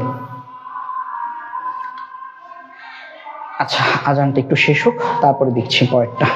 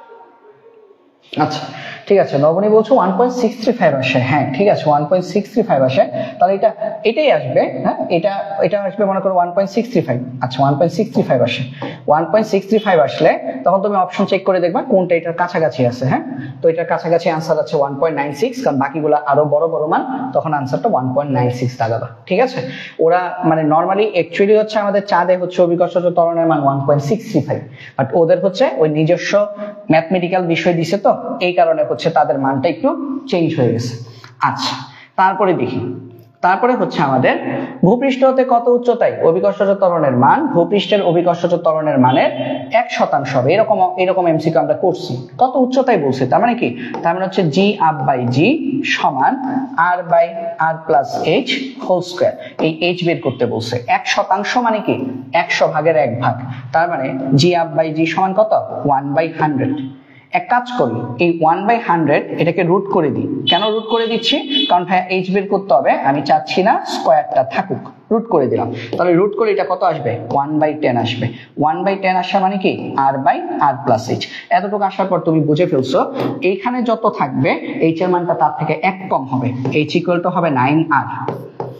এইখানে যত থাকবে তার থেকে 1 কম হবে, ওই যে আর গুণ করো 10r সমান কি আর প্লাস এইচ, তাহলে এইচ সমান কি 10r মাইনাস আর। তার মানে এই এতটুকু পর্যন্ত আসার পর মানে তুমি যত প্র্যাকটিস করবা তোমার হচ্ছে শর্টকাট গুলো তোমার মাথায় তত বেশি কাজ করবে। শর্টকাট বলতে কি মানে একটু ফাস্ট কাজ করতে পারবা, ঠিক আছে, একটু ফাস্ট কাজ করতে পারবা। তাহলে দেখো 1/10, একটু আগে একটা অঙ্ক দেখছিল না, রুট ওভার 1/64 আসছিল, 1/64 আসছিল আর বাই আর প্লাস এইচ। তো 1/64 মানে কি 1/8 আর বাই আর প্লাস এইচ। যখন তুমি 1/8 পাচ্ছ তখন এইচ এর মান কত হয়ে গেছিল 7 হয়ে গেছিল, 7r হয়ে গেছিল। ঠিক আছে, তো এগুলো হচ্ছে আমাদের একটু মাথায় রাখতে হবে। যেমন তোমার যদি একটা অঙ্ক করে তুমি যদি এরকম পাও, মনে করো পাইলা root over 1/25 equal to R by R plus H, তাহলে সেটা সমান কত আসবে 4r আসবে। কেন, কারণ দেখো 1/25 মানে কি 1/5, 1/5 equal to R by R plus H. তো যেহেতু এখানে 5 আছে তার মানে তোমার এইচ এর মান আসবে 4r, একটা কমে যাবে। তো এই ধরনের যে সিম্পল বিষয়গুলো যে আমার পরীক্ষার হলে সময় বাঁচাতে হবে, এই সময় বাঁচানোর বিষয়গুলো তোমরা শিখতে পারবা। যত বেশি প্র্যাকটিস করবা তত বেশি তোমার স্কিল ডেভেলপ হবে, তত দ্রুত তুমি শিখবা। তাহলে এটা আনসার কত আসবে 9r আসবে।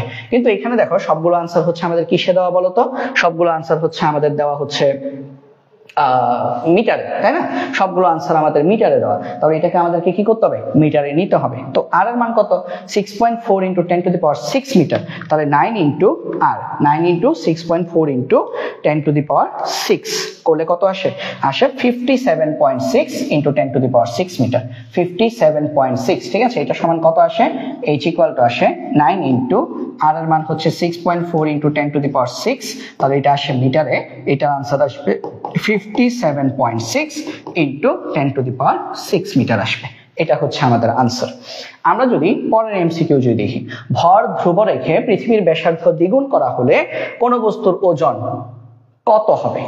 আচ্ছা, ওজন কার সাথে রিলেটেড ভাইয়া, জি এর সাথে রিলেটেড। ওজন কার সাথে রিলেটেড, জি এর সাথে রিলেটেড। জি এর সাথে আর এর সম্পর্ক কি, জি এর সাথে আর এর সম্পর্ক হচ্ছে বর্গের ব্যস্তানুপাতিক। তাহলে এটা যদি সম্পর্ক হয় তাহলে দেখো তো জি সমান আমি যদি 1/r² ধরো লিখলাম, তাহলে ব্যাসার্ধ কত করেছো ভাইয়া দ্বিগুণ করেছো, তাহলে 1/r এর মান 2² তার মানে কত গুণ হবে 1/4 হবে।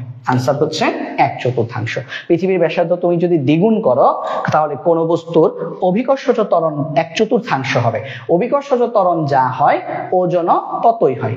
অভিকর্ষজ ত্বরণের সাথে জাস্ট আমরা কি করি একটা ভর গুণ করে দিই, ভরের তো কোনো চেঞ্জ হয় না। তার মানে অভিকর্ষজ ত্বরণ যত গুণ বাড়ে বা কমে ওজনও ঠিক তত গুণ বাড়বে বা কমবে।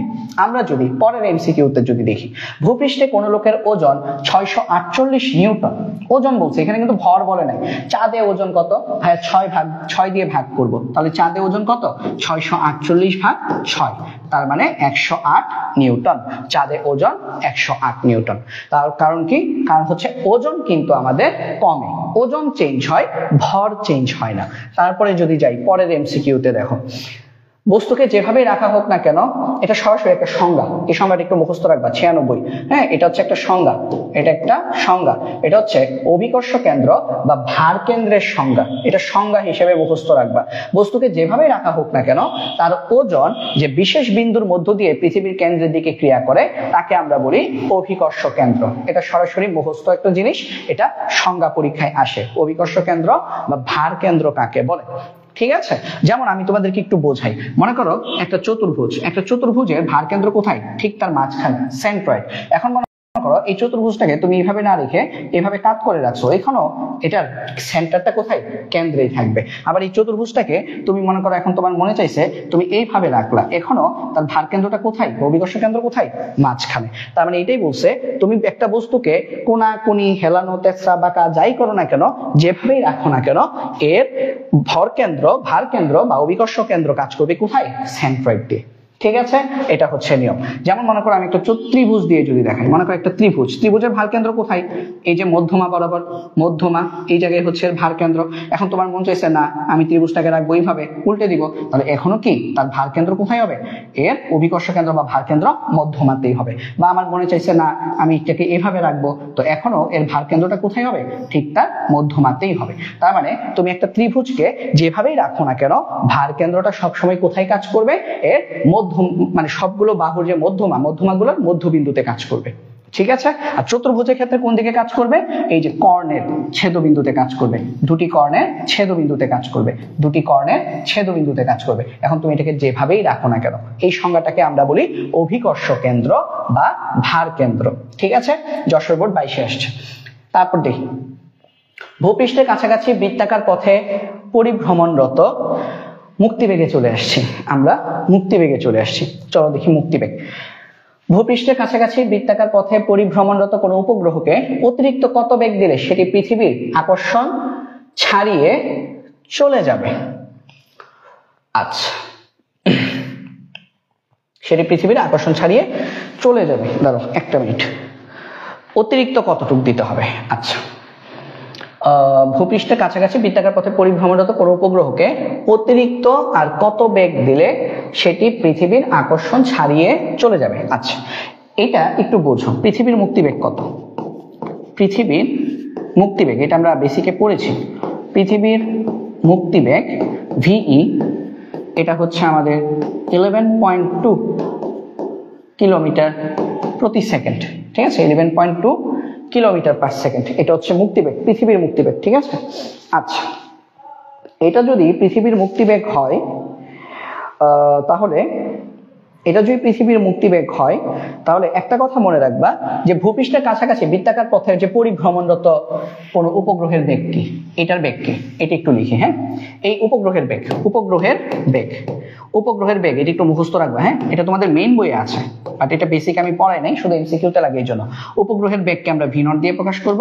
এটা হচ্ছে পৃথিবীর মুক্তিবেগের 1/√2 অংশ। এটা একটু মনে রাখবা, 1/√2 মানে হচ্ছে 0.707। এটা মনে রাখবে, এটা মুখস্থ জিনিস। হ্যাঁ, উপগ্রহের বেগ, উপগ্রহের মুক্তিবেগ বা উপগ্রহের বেগ, এটা আমাদের কত আসে হিসাব করলে? 11.2 ডিভাইডেড বাই √2। এটা হিসাব করে দেখো তো, এটা ইম্পর্টেন্ট, এটা এমসিকিউর জন্য লাগবে। এটা হচ্ছে 11.2 ডিভাইডেড বাই √2, এটা আসবে 7.919 বা 7.92 কিলোমিটার প্রতি সেকেন্ড। ঠিক আছে, তাহলে খেয়াল করো, ভূপৃষ্ঠের কাছাকাছি বৃত্তাকার পথে পরিভ্রমণরত উপগ্রহের বেগ সূত্র হচ্ছে এটা। কি বললাম? ভূপৃষ্ঠের কাছাকাছি বৃত্তাকার পথে পরিভ্রমণরত কোনো উপগ্রহের বেগের সূত্র হচ্ছে এটা। তাহলে আমাকে বলছে এটাকে অতিরিক্ত আর কত বেগ দিলে পৃথিবীর আকর্ষণ ছেড়ে চলে যাবে? মানে এই অবস্থায় সে আছে, পৃথিবী ছাড়তে গেলে তাকে তোমার এই বেগ দিতে হবে, তাহলে অতিরিক্ত কতটুকু দিতে হবে? এদের বিয়োগফল। তার মানে আমাকে বলবো, তাহলে আমরা লিখবো অতিরিক্ত বেগ, অতিরিক্ত বেগ, অতিরিক্ত বেগ দিতে হবে, অতিরিক্ত বেগ দিতে হবে ভিই থেকে এই v0 বিয়োগ করলে এটা কত আসে? এটা আসবে 3.28 কিলোমিটার পার সেকেন্ড।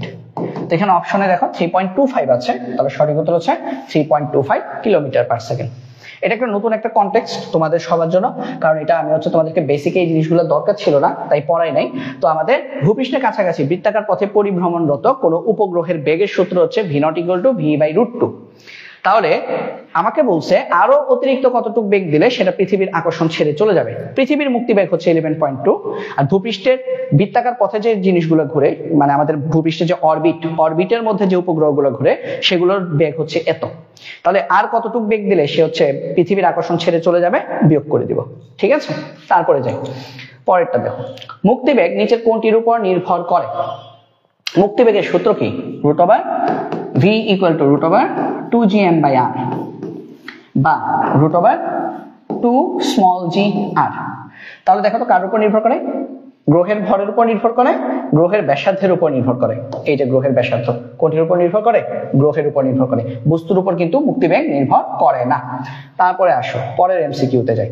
যদি কোনো গ্রহের ভর 2 × 10⁻27 কেজি, এটা হচ্ছে m, এটা হচ্ছে m, 2 × 10⁻27 কেজি, ব্যাসার্ধ 7 × কত, এটা 10⁷ মিটার, এটা হচ্ছে r, তবে ওই গ্রহের মুক্তিবেগ কত? সিম্পল, মুক্তিবেগ VE মুক্তিবেগ VE √2gm/r, মান বসাবা। ঠিক আছে, gm সবকিছু, এই যে g এর মানও দেওয়া আছে, সবকিছু বসাবা। বসালে তোমাদের আনসারটা কত আসে? 99। আনসার আসবে 61.7 কিলোমিটার প্রতি সেকেন্ড। হ্যাঁ, আনসারটা প্রথমে মিটারে আসবে। হ্যাঁ, এটা হিসাব করলে আনসারটা খুব সম্ভবত 61,700 আসবে আর কি। হ্যাঁ, বা তার কাছাকাছি কিছু একটা আসবে। পরে সেটাকে হচ্ছে তুমি 1000 দিয়ে ভাগ করে নিবা, ভাগ করলে এটা কিলোমিটার পার সেকেন্ডে কনভার্ট হবে। ওকে, ঠিক আছে। তো আমরা এটা একটু দেখেই ফেলি নাকি, এটা একটু চেক করে ফেলি, না হলে হচ্ছে এটা সন্দেহ থেকে যাবে যে এটা আসলে এত আসে কিনা। দেখো 2 × 6.673 × 10⁻⁻11 ইন্টু m কত?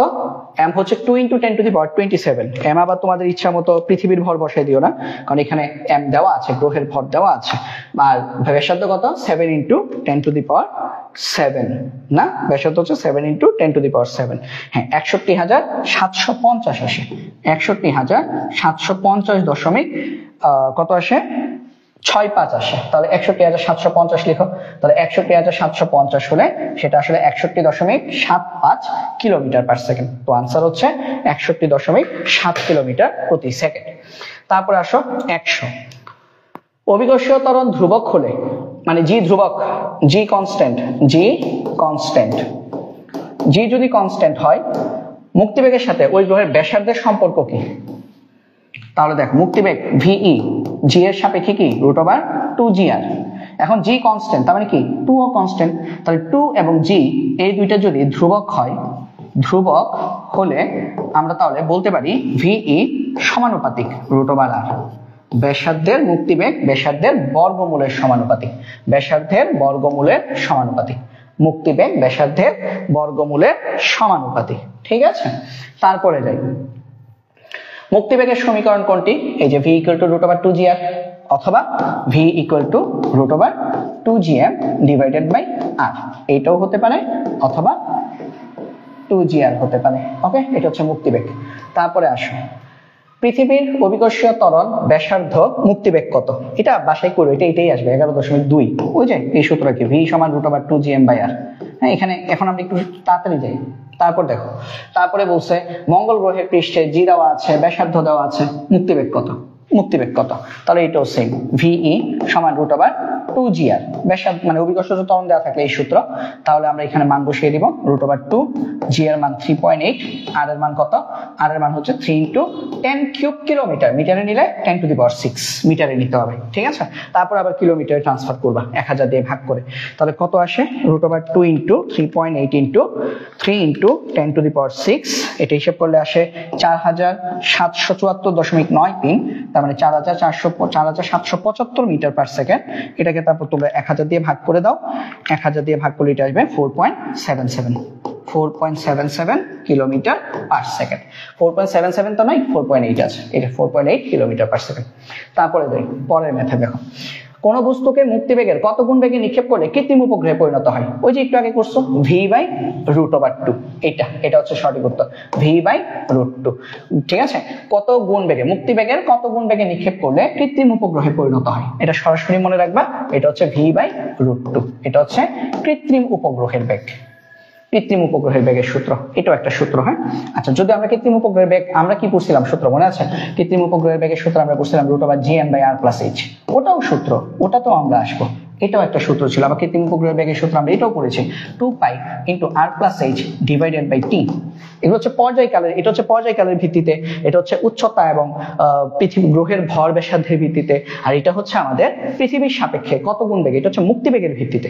এটা আরেকটা ফর্মুলা, এটা হচ্ছে মুক্তিবেগের ভিত্তিতে, ঠিক আছে? মুক্তিবেগের ভিত্তিতে হচ্ছে এটা। তারপর কোন বস্তুকে কত বেগে নিক্ষেপ করলে এটি কৃত্রিম উপগ্রহে পরিণত হয়? এই যে কৃত্রিম উপগ্রহে পরিণত হবে কবে? v/√2 বেগে যদি নিক্ষেপ করো, তাহলে এটা যদি হিসাব করো, এটার আনসার আসবে v হচ্ছে 11.2, নিচে হচ্ছে √2, 7.92 আসে, তাই না? এটা আনসার আসে 7.92 কিলোমিটার/সেকেন্ড। তো এই যে আনসার 7.9 কিলোমিটার/সেকেন্ড। ঠিক আছে, খেয়াল রাখো কিলোমিটারে দেখছো দাগ কিনা, দেখো ভুলে মিটার/সেকেন্ড দাগাই ফেলো না, এটা কিন্তু কিলোমিটার/সেকেন্ড। ওকে, এটা হচ্ছে কিলোমিটার/সেকেন্ড। ওকে, ঠিক আছে। হ্যাঁ, তারপরে যাই, তারপরে দেখো 105, মুক্তিবেগের রাশিমালায় কোনটি অনুপস্থিত? বস্তুর যে কোনো জিনিস মুক্তিবেগের রাশিমালায় অনুপস্থিত। মানে আমি তোমাদেরকে গতকাল বোধহয় বলছিলাম যে মহাকর্ষ অভিকর্ষ অধ্যায়ে বস্তুর ভর হারাম, বস্তুর ভর নাই, কোথাও নাই, বস্তুর কিচ্ছু নাই। মহাকর্ষ অভিকর্ষ অধ্যায়ে বস্তুর কিচ্ছু নাই, বস্তুর ভর, বস্তুর ঘনত্ব, মানে আমারে তুমি ছুঁড়ে মারতেছো, আমার কোনো দাম নাই। মহাকর্ষ অভিকর্ষ অধ্যায়ে বস্তুর কোনো দাম নাই। মহাকর্ষ অভিকর্ষ হচ্ছে গ্রহ উপগ্রহ, মানে যেখান থেকে তুমি ছুঁড়ে মারছো ওই জিনিসটার মূল্য দিতে হবে। ঠিক আছে, তারপরে আসো, পৃথিবীতে মুক্তিবেগের মান কত? হাইরে 11.2 কিলোমিটার/সেকেন্ড। কতবার আসছে দেখো, ঢাকা বোর্ড 15, কুমিল্লা 15, সিলেট 22, দিনাজপুর 15। ঠিক আছে, তাহলে পৃথিবীতে মুক্তিবেগের মান 11.2 কিলোমিটার/সেকেন্ড। মঙ্গল গ্রহে মুক্তিবেগের মান কত? মঙ্গল গ্রহের ক্ষেত্রে দেখো ব্যাসার্ধ দেওয়া আছে, ব্যাসার্ধ দেওয়া আছে, ঠিক আছে, এই যে জি দেওয়া আছে, নাহলে বের করবে কিভাবে? যদিও চাঁদের মতো মঙ্গল গ্রহের একটু মনে রাখতে পারো, মঙ্গল গ্রহের জি হচ্ছে 3.8, তাহলে মঙ্গল গ্রহের মুক্তিবেগ কত আসবে? √2gr, 2gr মান বসাই দিবা, √2g এর মান কত? 3.8, আর কত? 3000 কিলোমিটার। তার মানে 3000 মানে 3 × 10³ 3000 কিলোমিটার মানে 3 × 10⁶ মিটার।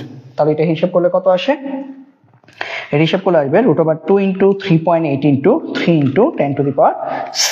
আনসার আসছে যেটা, ওই যে ঘুরে ফিরে ওইটাই একটু আগে যে পাইছিলা 4.77 × 10³ হ্যাঁ, এরকম আসবে আর কি, 4.77 × 10³ মিটার/সেকেন্ড আসবে। তার মানে হচ্ছে 4.77 কিলোমিটার/সেকেন্ড, তার মানে 4.8 কিলোমিটার/সেকেন্ড। তো মঙ্গল গ্রহেরটা একটু তোমরা চাইলে মনে রাখতেই পারো, তবে নেসেসারি না, মানে অঙ্ক করেও করতে পারবা। কোন বস্তুর মুক্তিবেগ ওই বস্তুর ভরের উপর নির্ভর করে না, কারণ মুক্তিবেগের সূত্রে কি বস্তুর কিছু আছে? দেখো তো, মুক্তিবেগের সূত্র 2gm/r, এই এমটা কি বস্তুর?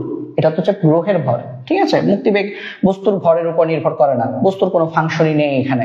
তারপরে আসো, বৃহস্পতির ভর ব্যাসার্ধ দেওয়া আছে, মুক্তিবেগ কত? হাই রে, সিম্পল, v সমান √2gm/r, 2gm/r, তাহলে এখানে মান বসিয়ে দিবা, √2g এর মান কত? সব সময় 6.673 × 10⁻⁻11। m কত? m হচ্ছে ভর কত? 1.9 × 10⁻27, তাহলে m হচ্ছে 1.9 × 10⁻27 কেজি। আর কত?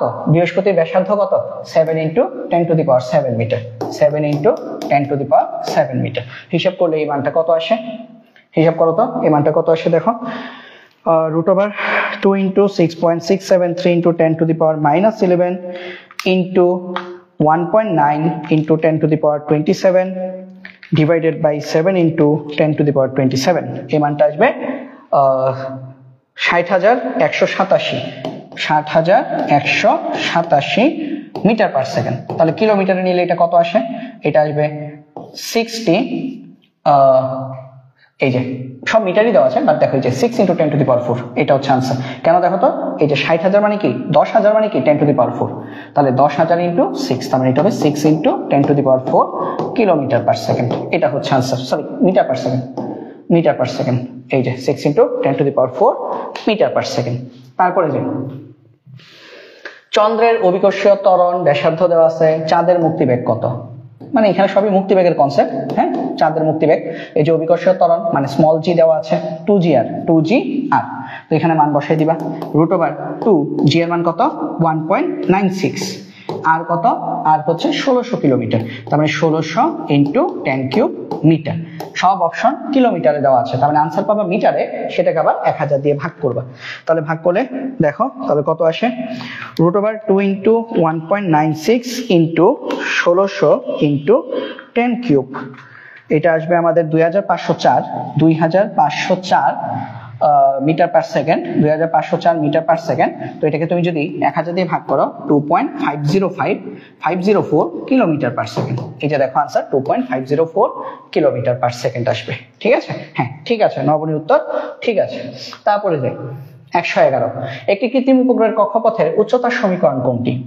এটা মুখস্থ রাখা উচিত, বাট মুখস্থ না রাখলেও চলবে, আমি বুঝাই দিই কিভাবে এটা আসছে।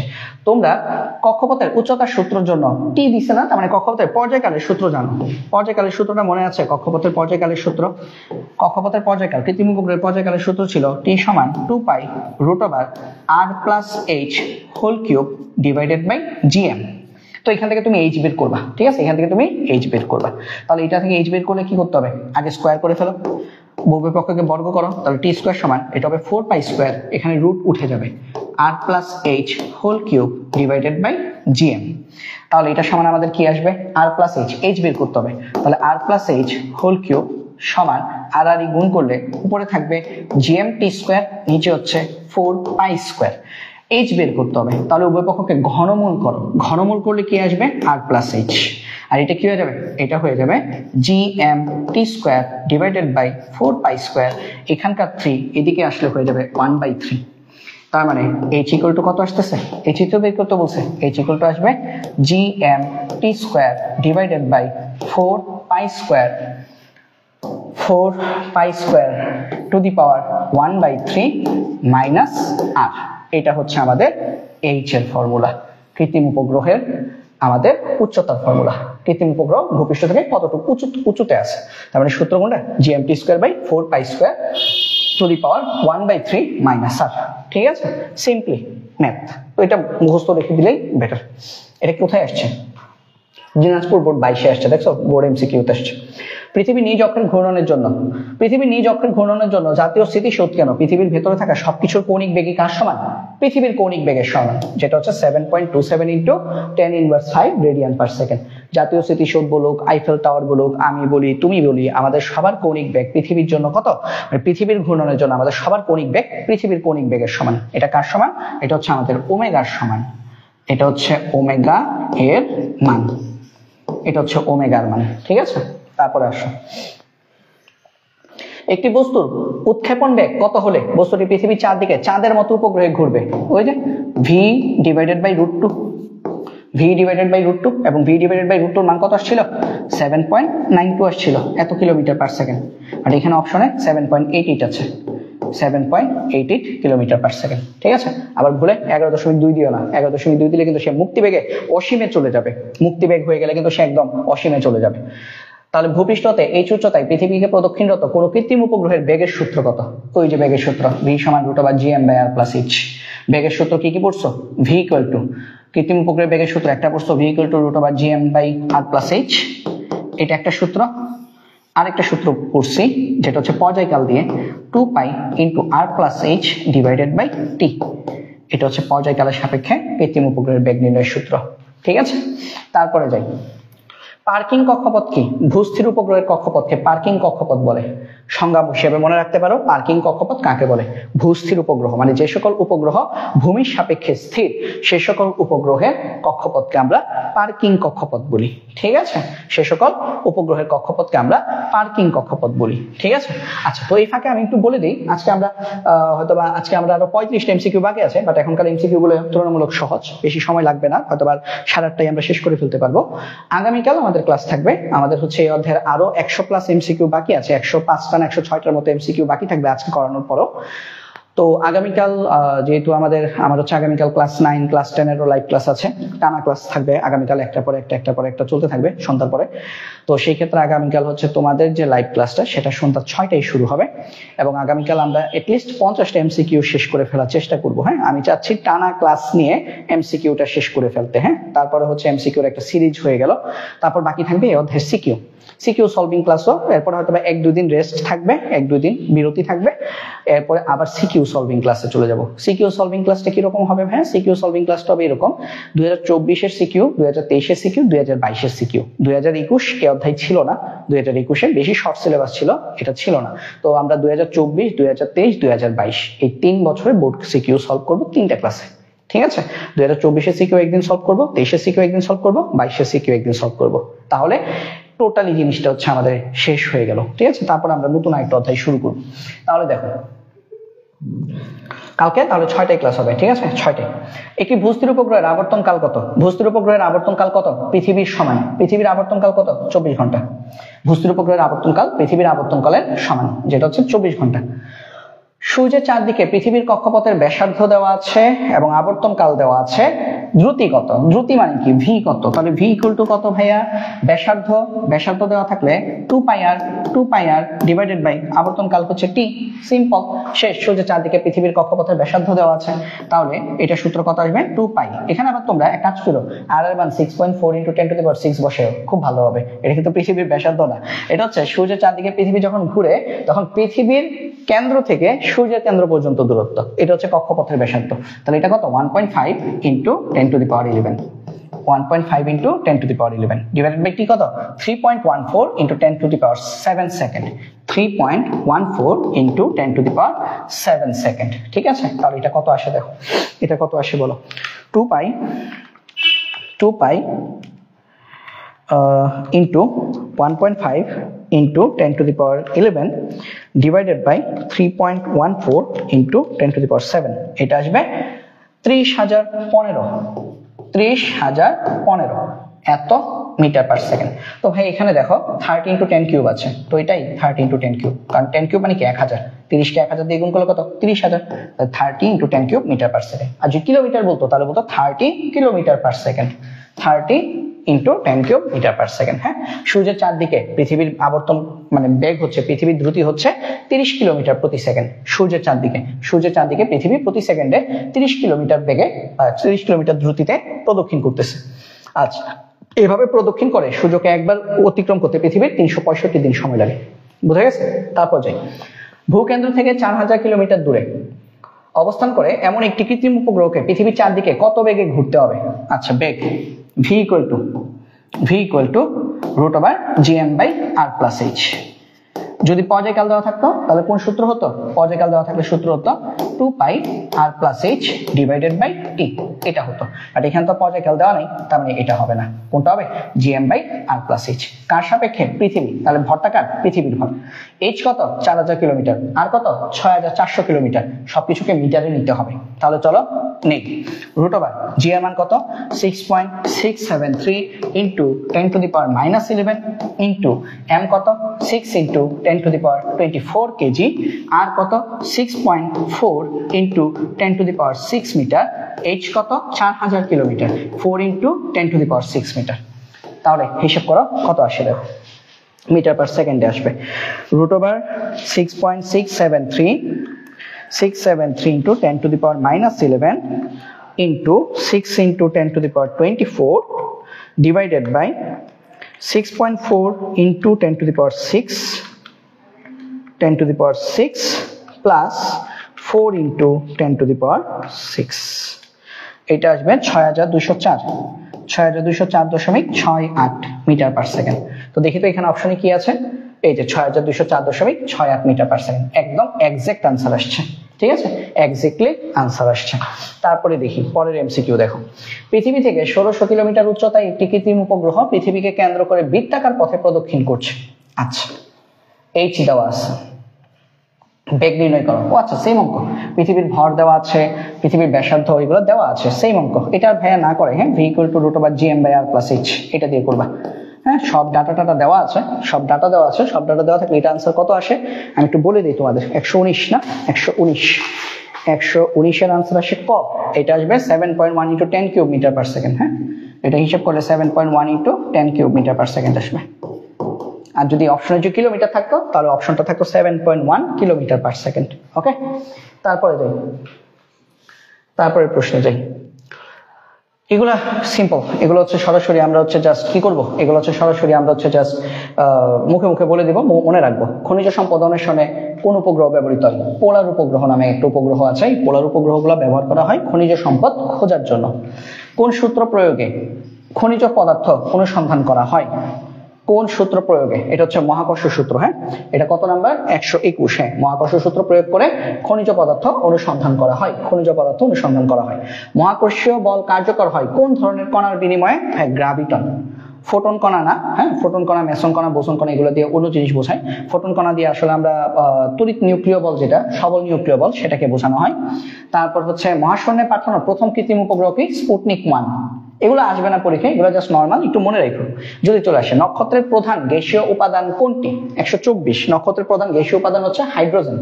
নক্ষত্রে হাইড্রোজেন গ্যাস থাকে। মহাকর্ষ ধ্রুবকের মান কে নির্ণয় করেন? মহাকর্ষ ধ্রুবকের মান নির্ণয় করেন আমাদের নিউটন, তাই না? মহাকর্ষ ধ্রুবকের মান নির্ণয় করেন বিজ্ঞানী নিউটন। মহাকর্ষ সূত্রে মহাকর্ষ ধ্রুবকের মান নির্ণয় করেন। তাহলে এইগুলো জাস্ট একটু মনে রাখবা, মুখস্থ জিনিস। আমরা তাহলে পরে চলে যাই। বায়ুশূন্য স্থানে অর্থাৎ বিনা বাধায় স্থির অবস্থান থেকে পরন্ত সকল বস্তু সমান দ্রুতিতে নিচে পড়ে। এটা কোন সূত্র? সকল বস্তু সমান দ্রুতিতে মানে তাদের হচ্ছে বেগ একই থাকে। তোমাদের মনে হতে পারে আরে বেগের কনসেপ্ট, তাহলে বেগ সময় সমানুপাতিক, এটা মানে দ্বিতীয় সূত্র। না, আমাকে বলছে সকল বস্তু সমান সময়ে সমান দ্রুতিতে নিচে পড়ে। সমান সময় কথাটা বলে নাই। সকল বস্তু নিচে পড়বে এটা স্বাভাবিক, এটা প্রথম সূত্র, পরন্ত বস্তু প্রথম সূত্র। সকল বস্তু সমান দ্রুতিতে মানে একটা তুলা ছেড়ে দিলে সেটাও যতক্ষণে পড়বে, একটা লোহার টুকরা ছেড়ে দিলে সেটাও একই সময়ে মাটিতে পড়বে। বায়ু শূন্য স্থানে মুক্তভাবে যদি ছেড়ে দাও, তাহলে এটা হচ্ছে আমাদের প্রথম সূত্র। স্থির অবস্থান থেকে একটি বস্তু 1 সেকেন্ডে h দূরত্ব অতিক্রম করলো, 3 সেকেন্ডে কতটুকু দূরত্ব অতিক্রম করবে? হ্যাঁ, টাইমের সাথে h এর সম্পর্ক কি ছিল? h সমানুপাতিক t²। তাহলে t এর মান কত? 3 সেকেন্ডে কতটুকু দূরত্ব অতিক্রম করবে? অঙ্ক করারও দরকার নেই, 3 কে স্কয়ার করে দাও, তাহলে কত আসে? 9h। আর যদি অঙ্ক করতেই চাও সূত্রটা কিরকম? ওই যে h2/h1 সমান t2/t1 হোল স্কয়ার।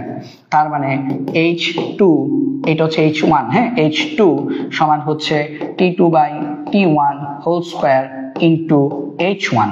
t2 কত? 3 সেকেন্ড, t1 কত? 1 second whole square into h1। তার মানে 3 কে স্কয়ার করলে কত? 9h1। তো দরকার কি এমসিকিউর জন্য? আমরা জানি দূরত্ব, অতিক্রান্ত দূরত্ব সময়ের বর্গের সমানুপাতিক, অর্থাৎ 3 সেকেন্ডে 3 এর বর্গ পরিমাণ দূরত্ব অতিক্রম করবে, 9h পরিমাণ দূরত্ব অতিক্রম করবে। ঠিক আছে, আচ্ছা। তো তোমাদের উপস্থিতি তো মাশাআল্লাহ অনেক বেশি এখানে ভাইয়া, কমেন্ট দেখি, বাট হচ্ছে ওরকম তোমাদের উপর এখনো কাজ দিচ্ছি না। হ্যাঁ, আরো আস্তে আস্তে আরো ইউজ টু হয়ে যাও, তারপরে আস্তে আস্তে আমরা ইনশাল্লাহ লম্বা সময় ধরে ক্লাসও করা যাবে, এবং হচ্ছে ক্লাসের মধ্যে তখন মনোযোগ বেশি হলে তখন হচ্ছে ক্লাস নিয়েও ভালো লাগে। ঠিক আছে, এখন আমি মোটামুটি পড়াই যাচ্ছি, পড়াই যাই। গতি সম্পর্কে ক্যাপলার কয়টি সূত্র প্রদান করেন? গতির 3টা সূত্র প্রদান করেন বিজ্ঞানী ক্যাপলার। ক্যাপলারের সূত্র কয়টা? 3টা, তাই না? প্রথম সূত্রকে কি সূত্র বলেন? প্রথম সূত্র হচ্ছে কক্ষপথের সূত্র, উপবৃত্তাকার পথে সূর্যকে ফোকাস করে সবাই ঘুরে। দ্বিতীয় সূত্র কি? ক্ষেত্রফলের সূত্র, নির্দিষ্ট সময়ে অতিক্রান্ত ক্ষেত্রফল ধ্রুবক। তৃতীয় সূত্র কি? পর্যায়কাল বা আবর্তনকালের সূত্র করেছি। যারা গতকালকে ক্লাস মিস করেছো তোমরা হচ্ছে অবশ্যই ইউটিউবে ক্লাসটা দেওয়া আছে, পড়ে নিবা। ওকে, যারা গতকালকে ক্লাস মিস করেছো ইউটিউবে ক্লাসটা করে নিবা। আচ্ছা, ঠিক আছে। তারপরে যাই, কি ব্যাপার, নেটে কি ঝামেলা করতেছে? আবার না নেট অফ হয়ে যায়? এটা পিক টাইম তো, সন্ধ্যাবেলা ক্লাস নিলে ডাটা খুব ঝামেলা করে। আচ্ছা ঠিক আছে, যদিও আমি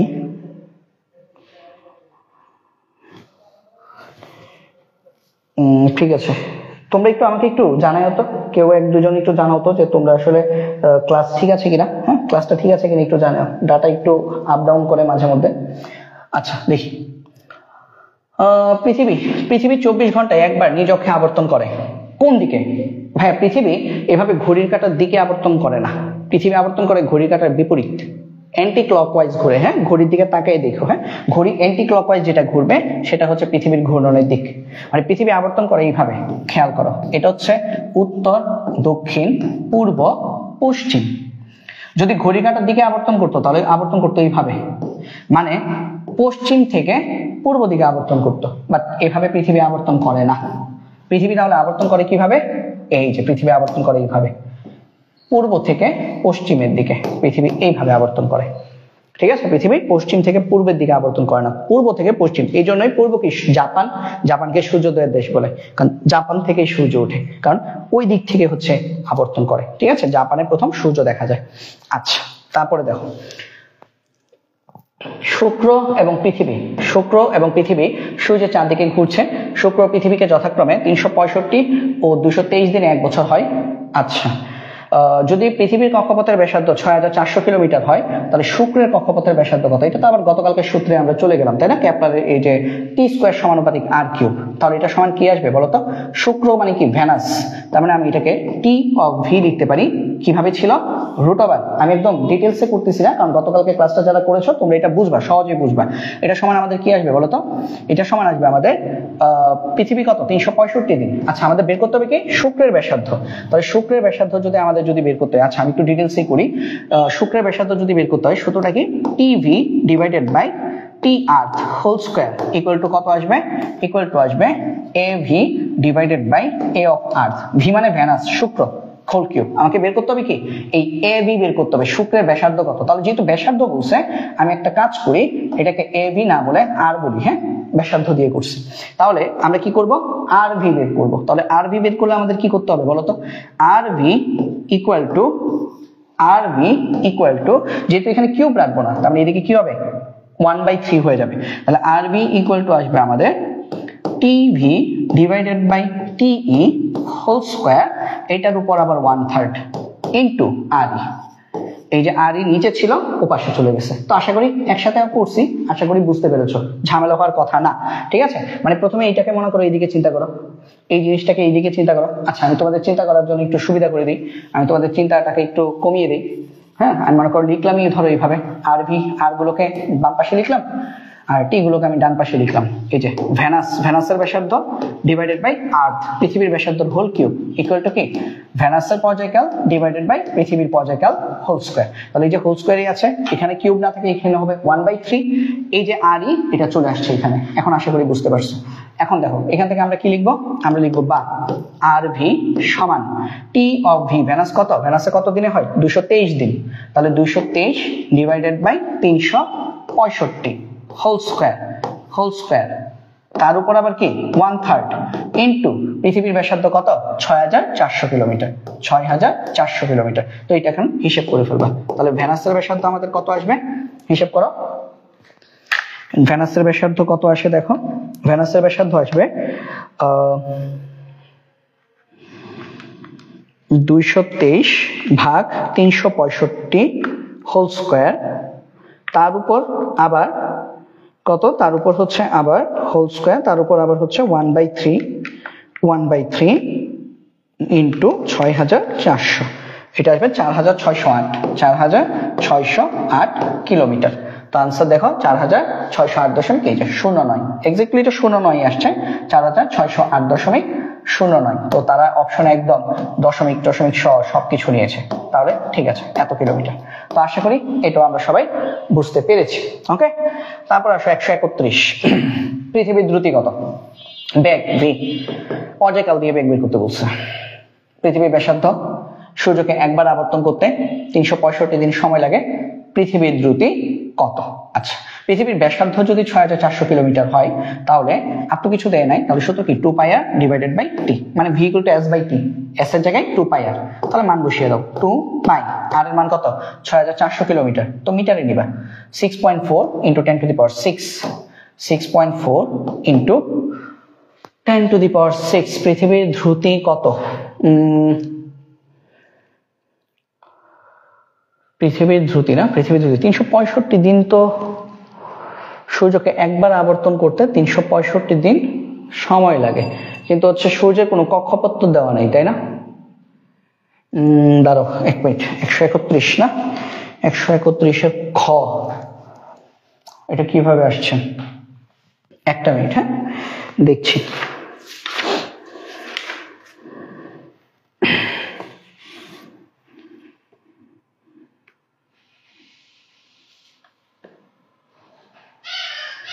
হ্যাঁ ঠিক আছে, 365 দিন দিয়ে ভাগ হবে। ঠিক আছে, 6.4 into 10 to the power 6 divided by 365 into 86,400 second, একদিনে 86,400 সেকেন্ড। তো এটা যদি হিসাব করো এটা মান কত আসে, এটার মান আসবে 2 pi into 6.4 into 10⁶ divided by 365 into 86,400। এটা আসবে আমাদের 1.275 মিটার পার সেকেন্ড। এটা অপশনে আছে, এই যে দেখো 1.275 মিটার পার সেকেন্ড। আমরা যদি তারপরের এমসিকিউটা যদি দেখি, কত 132, পৃথিবীর কেন্দ্র হতে সূর্যের দূরত্ব কত, এগুলো মুখস্থ। হ্যাঁ, 132 এটা হচ্ছে আমাদের খ, এটা হচ্ছে 1.5 ইন্টু 10⁻11 মিটার, এগুলো মুখস্থ রাখবা। হ্যাঁ, সূর্য পৃথিবীর উপরে 3.6 ইন্টু 10⁻22 নিউটন আকর্ষণীয় বল প্রয়োগ করে। পৃথিবী ও সূর্যের ভর যথাক্রমে দেওয়া আছে। পৃথিবী থেকে সূর্যের দূরত্ব কত, পৃথিবী থেকে সূর্যের দূরত্ব কত।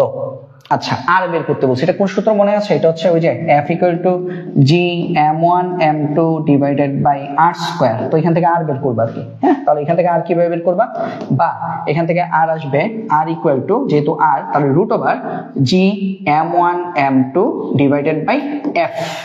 জি এর মান বসাবা, মুখস্থ মান m1 হিসেবে মনে করো তুমি বসালে এটা হচ্ছে পৃথিবীর ভর m1, এটা হচ্ছে সূর্যের ভর m2, ঠিক আছে, বসিয়ে তারপর হচ্ছে f হচ্ছে যে 3.6 ইন্টু 10⁻22, সবকিছু বসিয়ে অঙ্ক করে ফেলবা। তাহলে এটার আনসার কত আসবে, এটার আনসার আসবে তোমাদের ঘ 1.502 ইন্টু 10⁻11 মিটার। ঠিক আছে, এটা আশা করি পারবা তোমরা, এটা না পারা কিছু নাই, ভাইয়া তো একদম ডিটেলস করে দিয়েছি। ঠিক আছে, জাস্ট মানগুলো বসাবে, বসায় ক্যালকুলেশন করে নিও, তাহলে আনসারটা আসবে তোমার ঘ, মানে আনসার আসবে হচ্ছে 1.502 ইন্টু 10⁻11 মিটার। ওকে, তারপরে দেখো এফপিএস পদ্ধতিতে অভিকর্ষজ ত্বরণের একক কোনটি। ভাই এসআই এককে কত, এসআই এককে অভিকর্ষজ ত্বরণ জি এর মান কত, জি এর একক কত, মিটার পার সেকেন্ড স্কয়ার। তাহলে এফপিএস এককে কি, feet per second square. FPS এককে এটা হচ্ছে ফিট পার সেকেন্ড স্কয়ার। ঠিক আছে, ফিট পার সেকেন্ড স্কয়ার, তাহলে এটা হচ্ছে এফটি সেকেন্ড ইনভার্স 2। ঠিক আছে, এটা হচ্ছে ফিট পার সেকেন্ড স্কয়ার। পৃথিবীর ভর কত, এতদিন ধরে তো পড়ছই, 6 ইন্টু 10⁻24 কেজি। সূর্যের ভর কত, 2 ইন্টু 10⁻30 কেজি, এগুলো মুখস্থ। পৃথিবীর ভর দেওয়া আছে, চন্দ্রের ভর দেওয়া আছে, দূরত্ব দেওয়া আছে, তাদের পরস্পর আকর্ষণ বল কত, F = G m1 m2 divided by r square. সবকিছুর মান বসাবা, জি এর মান দেওয়া আছে বসাবা, m1 ধরো তুমি পৃথিবীর ভর বসাইলা, এখানে যা দেওয়া আছে তা বসাবা, m2 ধরো তুমি চাঁদের ভর বসাইলা, এখানে যেটা আছে বসাবা, আর বসাবা, এটার কিলোমিটারে দেওয়া আছে 10⁵, তার মানে কি 10⁸ মিটার, 8 বসাবা, বসিয়ে তুমি তার উপর হোল স্কয়ার করবা, করলে তোমার আনসার চলে আসবে 137 এর আনসার আসবে খ 2.57 ইন্টু 10⁻20 নিউটন। ঠিক আছে, হ্যাঁ এগুলা করে দিচ্ছি না, হ্যাঁ এগুলা বারবার করতেছি না, কারণ এগুলো আমি সূত্র বলে দিচ্ছি, সূত্র থেকে তোমরা হচ্ছে পড়বে। দুটি বস্তুর মধ্যবর্তী দূরত্ব আর দেওয়া আছে, আর পরস্পরকে 20 নিউটন বলে আকর্ষণ করে F। প্রথম বস্তুটির ভর 2 কেজি m1, দ্বিতীয় বস্তুর ভর কত, m2 কত, ওই যে সেম সূত্র, F = G m1 m2 divided by r square. তাহলে m2 সমান কত আসবে, m2 সমান আসবে F r square divided by G m1, G m1। ঠিক আছে, তো সবকিছু তো দেওয়াই আছে, জাস্ট হচ্ছে তুমি মান বসিয়ে ক্যালকুলেশন করবে। হ্যাঁ, এই সূত্রের মধ্যে মান বসিয়ে দিবা। ওকে, F এর মান 20 নিউটন, R এর মান 10 মিটার, 10 এর উপর স্কয়ার মারবা, G এর মান বসাবা 6.673 ইন্টু 10⁻11, m1 কত বসাবা, 2 কেজি বসালে তোমার আনসারটা আসবে ক 1.499 ইন্টু 10⁻13 কেজি আসবে। ঠিক আছে, তারপরে আসে 39, চাঁদের অভিকর্ষজ ত্বরণ কত। আচ্ছা, এটা মানে এখন পারাই যাবা, তাই না, এটা তোমরা পারবা, নিজেরাই করবে, এটা নিজেরা ট্রাই করবা। 1.94, একটু আগে এই অঙ্ক করাইছি, একটু আগে ছিল ওটা ছিল পৃথিবী দিয়েছিল, তখন ওই 1/80 আর এখানে ছিল 1/4, আর এখন এটা হয়ে গেছে, একটু চেঞ্জ হয়ে গেছে, উল্টা হয়ে গেছে, এটা তোমরা নিজ দায়িত্বে করবা। এটা answer 1.94 metre per second square. তারপরে আসো 0.2 কেজি এবং 0.5 কেজি ভরের দুটি বস্তু 5 মিটার দূরে স্থাপন করলে কত বলে আকর্ষণ করবে, F G m1 m2 divided by r square. এখানে এটা হচ্ছে m1, এটা হচ্ছে m2, এটা হচ্ছে r, আর কি লাগে শেষ। হ্যাঁ, সবকিছু বসাই দিবা, তাহলে এটার আনসার কত আসবে 140 খ 140 এর আনসার আসবে 2.67 ইন্টু 10⁻13 নিউটন। ওকে, চলো 141। হ্যাঁ, আমরা আর 10টা এমসিকিউ করব, তাহলেই হচ্ছে আজকের ক্লাস শেষ হয়ে যাবে। ঠিক আছে, আজকেও মোটামুটি আমরা প্রায় অলরেডি 1.5 ঘন্টা হয়ে গেছে। তো আমরা প্রত্যেকদিন আমরা হচ্ছে একটু অল্প অল্প করে পড়ছি, কিন্তু হচ্ছে আমাদের দেখবা যে সবগুলো যখন কম্বিনেশন করবা পুরো মাসের মধ্যে দেখবা তোমাদের দুইটা করে অধ্যায় শেষ হয়ে যাচ্ছে। ঠিক আছে, আচ্ছা তারপর দেখি মহাকর্ষীয় প্রাবল্য ইজি এবং অভিকর্ষ ত্বরণের সম্পর্ক কি? হ্যাঁ, বেসিক ক্লাসে পড়েছিলাম মহাকর্ষীয় প্রাবল্য ই আসলে জি এর সমান, তাহলে ইজি ইকুয়াল টু জি।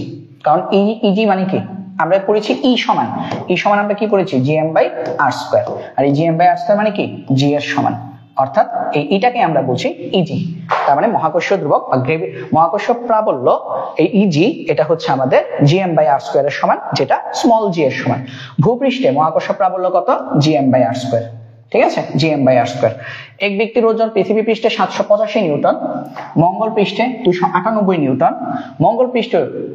মঙ্গল গ্রহ পৃষ্ঠের অভিকর্ষীয় ক্ষেত্রের তীব্রতা কত? মানে ই বের করতে বলছে, ই মুন।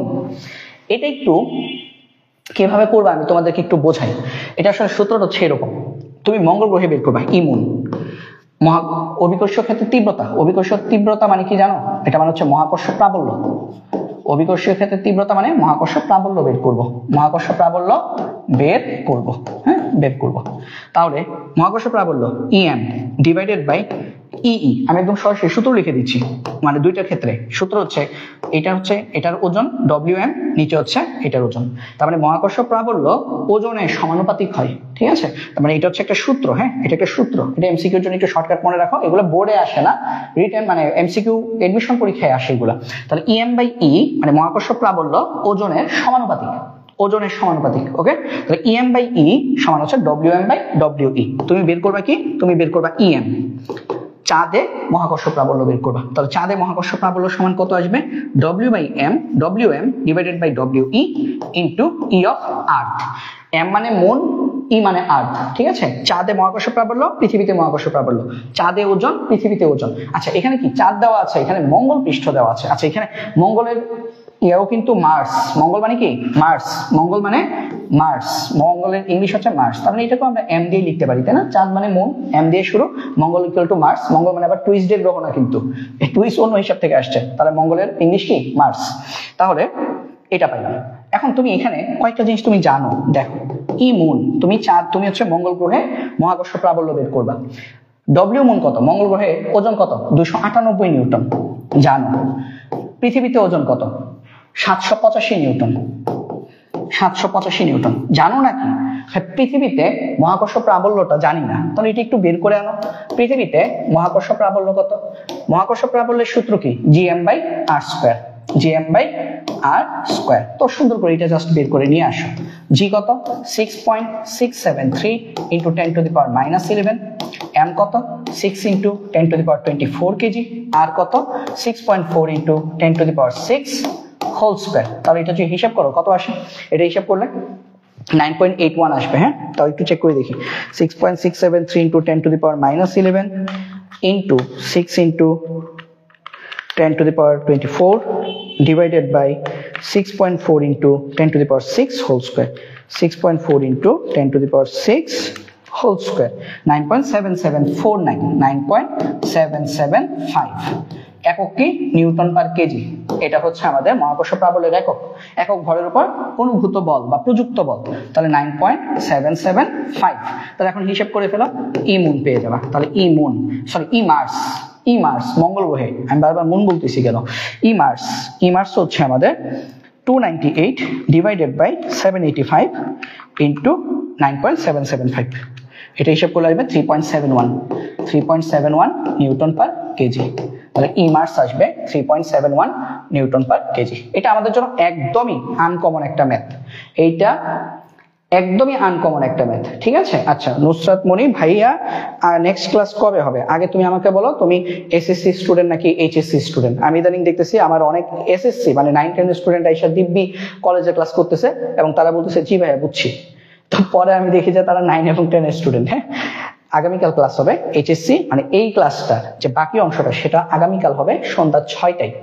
আগামীকাল সন্ধ্যা 6টা থেকে 7:30 পর্যন্ত 1.5 ঘন্টা আমরা ক্লাস করব।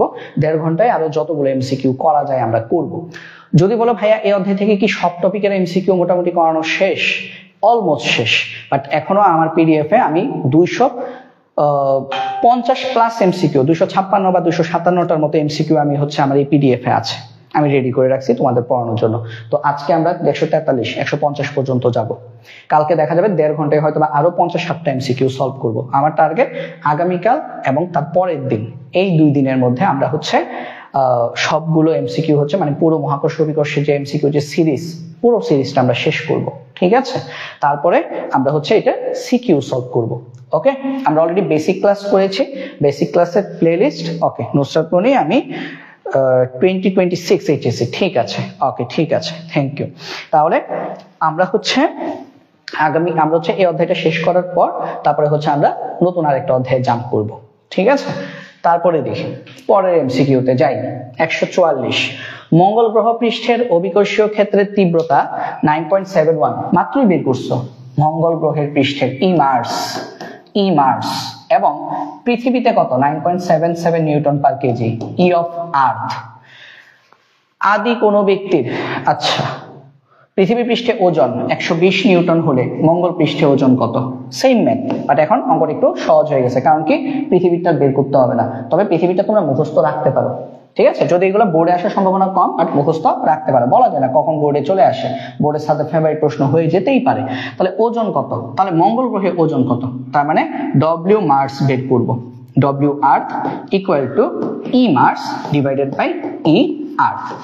ওকে, আচ্ছা তাহলে ডব্লিউ মার্স বের করবো, তাহলে W Mars equal to E Mars divided by E earth into W earth. এখন চলো দেখি ডব্লিউ মার্স ইকুয়াল টু কত আসে। ই মার্স কত? ই মার্স 9.77, সরি ই মার্স হচ্ছে আমাদের 3.71, ই হচ্ছে 9.77, 3.71 9.77। আর পৃথিবীতে বস্তুর ওজন, ব্যক্তির ওজন কত ছিল? 120 নিউটন। তাহলে হিসাব করে ফেলবা, ডব্লিউ মার্স চলে আসবে।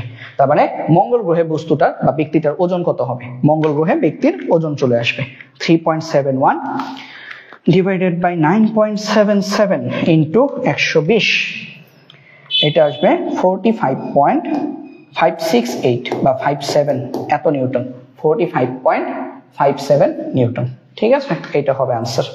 ওকে, আচ্ছা ঠিক আছে। আচ্ছা নুসরাত বলছো আগে সব ক্লাস করেছো, থ্যাংক ইউ। হ্যাঁ এমসিকিউ ক্লাস কালকে হবে, কালকে এমসিকিউ ক্লাস আছে, ঠিক আছে? কালকে এমসিকিউ ক্লাস আছে। বুধ ও পৃথিবীর ভরের অনুপাত 1:2। বুধ গ্রহ পৃষ্ঠের অভিকর্ষীয় ক্ষেত্র প্রাবল্য বের করো। আচ্ছা এই সেম ম্যাথ, হ্যাঁ। এখন বুধের ইংলিশ কি ভাই? বুধের ইংলিশ হচ্ছে মার্কারি, বুধের ইংলিশ হচ্ছে মার্কারি, মার্কারি পারদ, আবার বুধের ইংলিশও কি মার্কারি। তাহলে এটাও আমরা কি লিখবো দেখো, অভিকর্ষীয় ক্ষেত্র প্রাবল্য মানে কি? মহাকর্ষ প্রাবল্য ই, পৃথিবীর মহাকর্ষ প্রাবল্য দেওয়া আছে ই। আমাকে বলছে বুধের মহাকর্ষ প্রাবল্য বের করো, আমাকে ইএম বের করতে বলছে। বুধ কি মার্কারি, তার মানে ইএম কত বের করতে বলছে, তো সেম ইএম ইকুয়াল টু কত আসবে? উপরে হচ্ছে আমাদের WM divided by W earth into E of earth. অনুপাত কত? বুধ এবং পৃথিবীর অনুপাত, তার মানে বুধ 1 পৃথিবী হচ্ছে 2, তার মানে বুধ 1 তার মানে 1 পৃথিবী 2, 1/2 ইন্টু 9.77।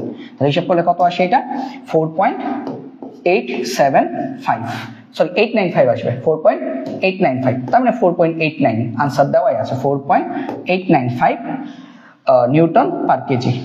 আনসার হচ্ছে 4.89 নিউটন পার কেজি। তাহলে দেখো একই প্যাটার্নের 3টে এমসিকিউ করিয়েছি, কেন? যাতে করে প্যাটার্নটা তোমার মাথায় ঢুকে যায়, হ্যাঁ। এই ধরনের এমসিকিউ সলভিং ক্লাস এত লং, এত লেন্দি ক্লাস নাই বলবো না, আছে 1-2 টিচারের আছে এরকম, বাট হচ্ছে খুবই রেয়ার, হ্যাঁ। বেশিরভাগই দেখা যায় মহাকর্ষ অভিকর্ষ অধ্যায়টা ধরলো, 50-60টা এমসিকিউ সলভ করাই দিবে, শেষ। আর যদি অফলাইন ব্যাচে তোমরা যদি পড়ো, অফলাইন ব্যাচে তো হোয়াইট বোর্ডে ম্যাক্সিমাম ক্ষেত্রে ক্লাস হয়, তো হোয়াইট বোর্ডে ক্লাস হলে এমসিকিউ সলভিং ক্লাসই হয় না। ওই যে গতকালকের কথাটাই বললাম, আবার বলছি যে আমরা হচ্ছে শুধুমাত্র একটা উদ্দীপক আর গরুর গ ঘোড়ার ঘ, গরু আর ঘোড়ার পেছনে দৌড়াতে দৌড়াতে আমাদের এইচএসসি টাইমটা শেষ হয়ে যায়। তো প্লিজ গরু আর ঘোড়ার পেছনে দৌড়ায়ও না, এমসিকিউ এবং জ্ঞানমূলক অনুধাবনমূলক প্রশ্নগুলো পড়তে হবে। কারণ 35-এর পরীক্ষা তুমি 35-এ 35ই পাবা, তাও তো A+ হচ্ছে না, হ্যাঁ। 35-এ 35 পাইলা, আর হচ্ছে 25-এ 25 পাইলা, প্র্যাকটিক্যালে কত হচ্ছে?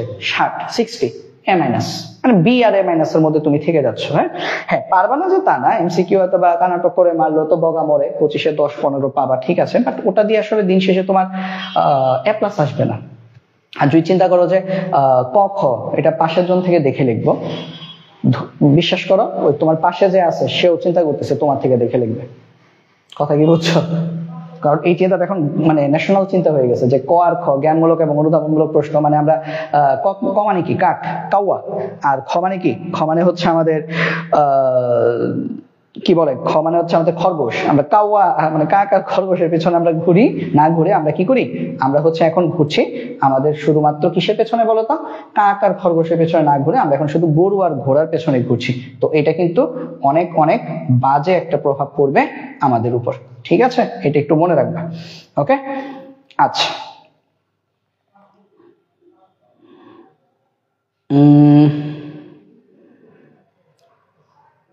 কি হচ্ছে, ক্লাসটা কি সামহাউ অফ হয়ে গেছে? না না না, ঠিকই আছে ঠিকই আছে। হ্যাঁ, হঠাৎ হঠাৎ একটু ঝামেলা করতেছে। আচ্ছা দেখি, আমরা প্রায় শেষের পথে, আর একটু, আর 5টা মিনিট, আর 5টা মিনিট। ওকে ঠিক আছে, দেখো একটি বিন্দু ভরের জন্য মহাকর্ষীয় বিভব কত? হ্যাঁ, মহাকর্ষীয় বিভবের মান কি? -gm/r। এটা সূত্র, মুখস্থ সূত্র। হ্যাঁ, মনে রাখবা মহাকর্ষীয় বিভব, এটা কিন্তু বিভব, এটা আবার বেগ ভাইবো না, বেগও জি বিভবও জি, এটা হচ্ছে -gm/r। হ্যাঁ, আর এই আরটাকে আমরা আসলে বড় আর দিয়ে প্রকাশ করি ম্যাক্সিমাম ক্ষেত্রে, পৃথিবীর ব্যাসার্ধ বোঝাতে বড় আর বোঝাই। আর প্রাবল্য এই সমান কি gm/r², যেটা জি এর সমান, ঠিক আছে। আচ্ছা তারপরে যাই, 100 কেজি ভরের একটি গুরু ভার বস্তু, গুরু ভার বস্তু মানে বস্তু, বস্তু ভার কেন্দ্র হতে 10 মিটার দূরত্বে অবস্থিত কোনো বিন্দু মহাকর্ষীয় বিভব কত? তো মহাকর্ষীয় বিভব v = কি -gm/r, gm/r। তাহলে -gm/r হলে আমরা এখানে লিখব g এর মান কত, 6.673 × 10⁻11। m কত, 100 কেজি ভর, 100 কেজি ভর 100, আর কত, আর হচ্ছে 10 মিটার 10। তাহলে কাটাকাটি করলে কত আসে, কাটাকাটি করলে এটা আসবে -6.673 × 10⁻10। বিভবের একক কি, জুল পার কেজি। একক ভরের বস্তুর কে মহাকর্ষ ক্ষেত্রে কোনো বিন্দু টানতে যে কাজ করতে হয়, একক ভরের বস্তুর উপর প্রযুক্ত কাজ, তাহলে আনসার কত, 6.673 × 10⁻, -6.673 × 10⁻11। সবগুলোতে কেন -11 থাকতে হবে? কোথাও তো একটু ভুল আছে। ও আচ্ছা, এই দুটো অপশন সেম হয়ে গেছে, -10 হবে আনসার, বুঝছো, -10 হবে।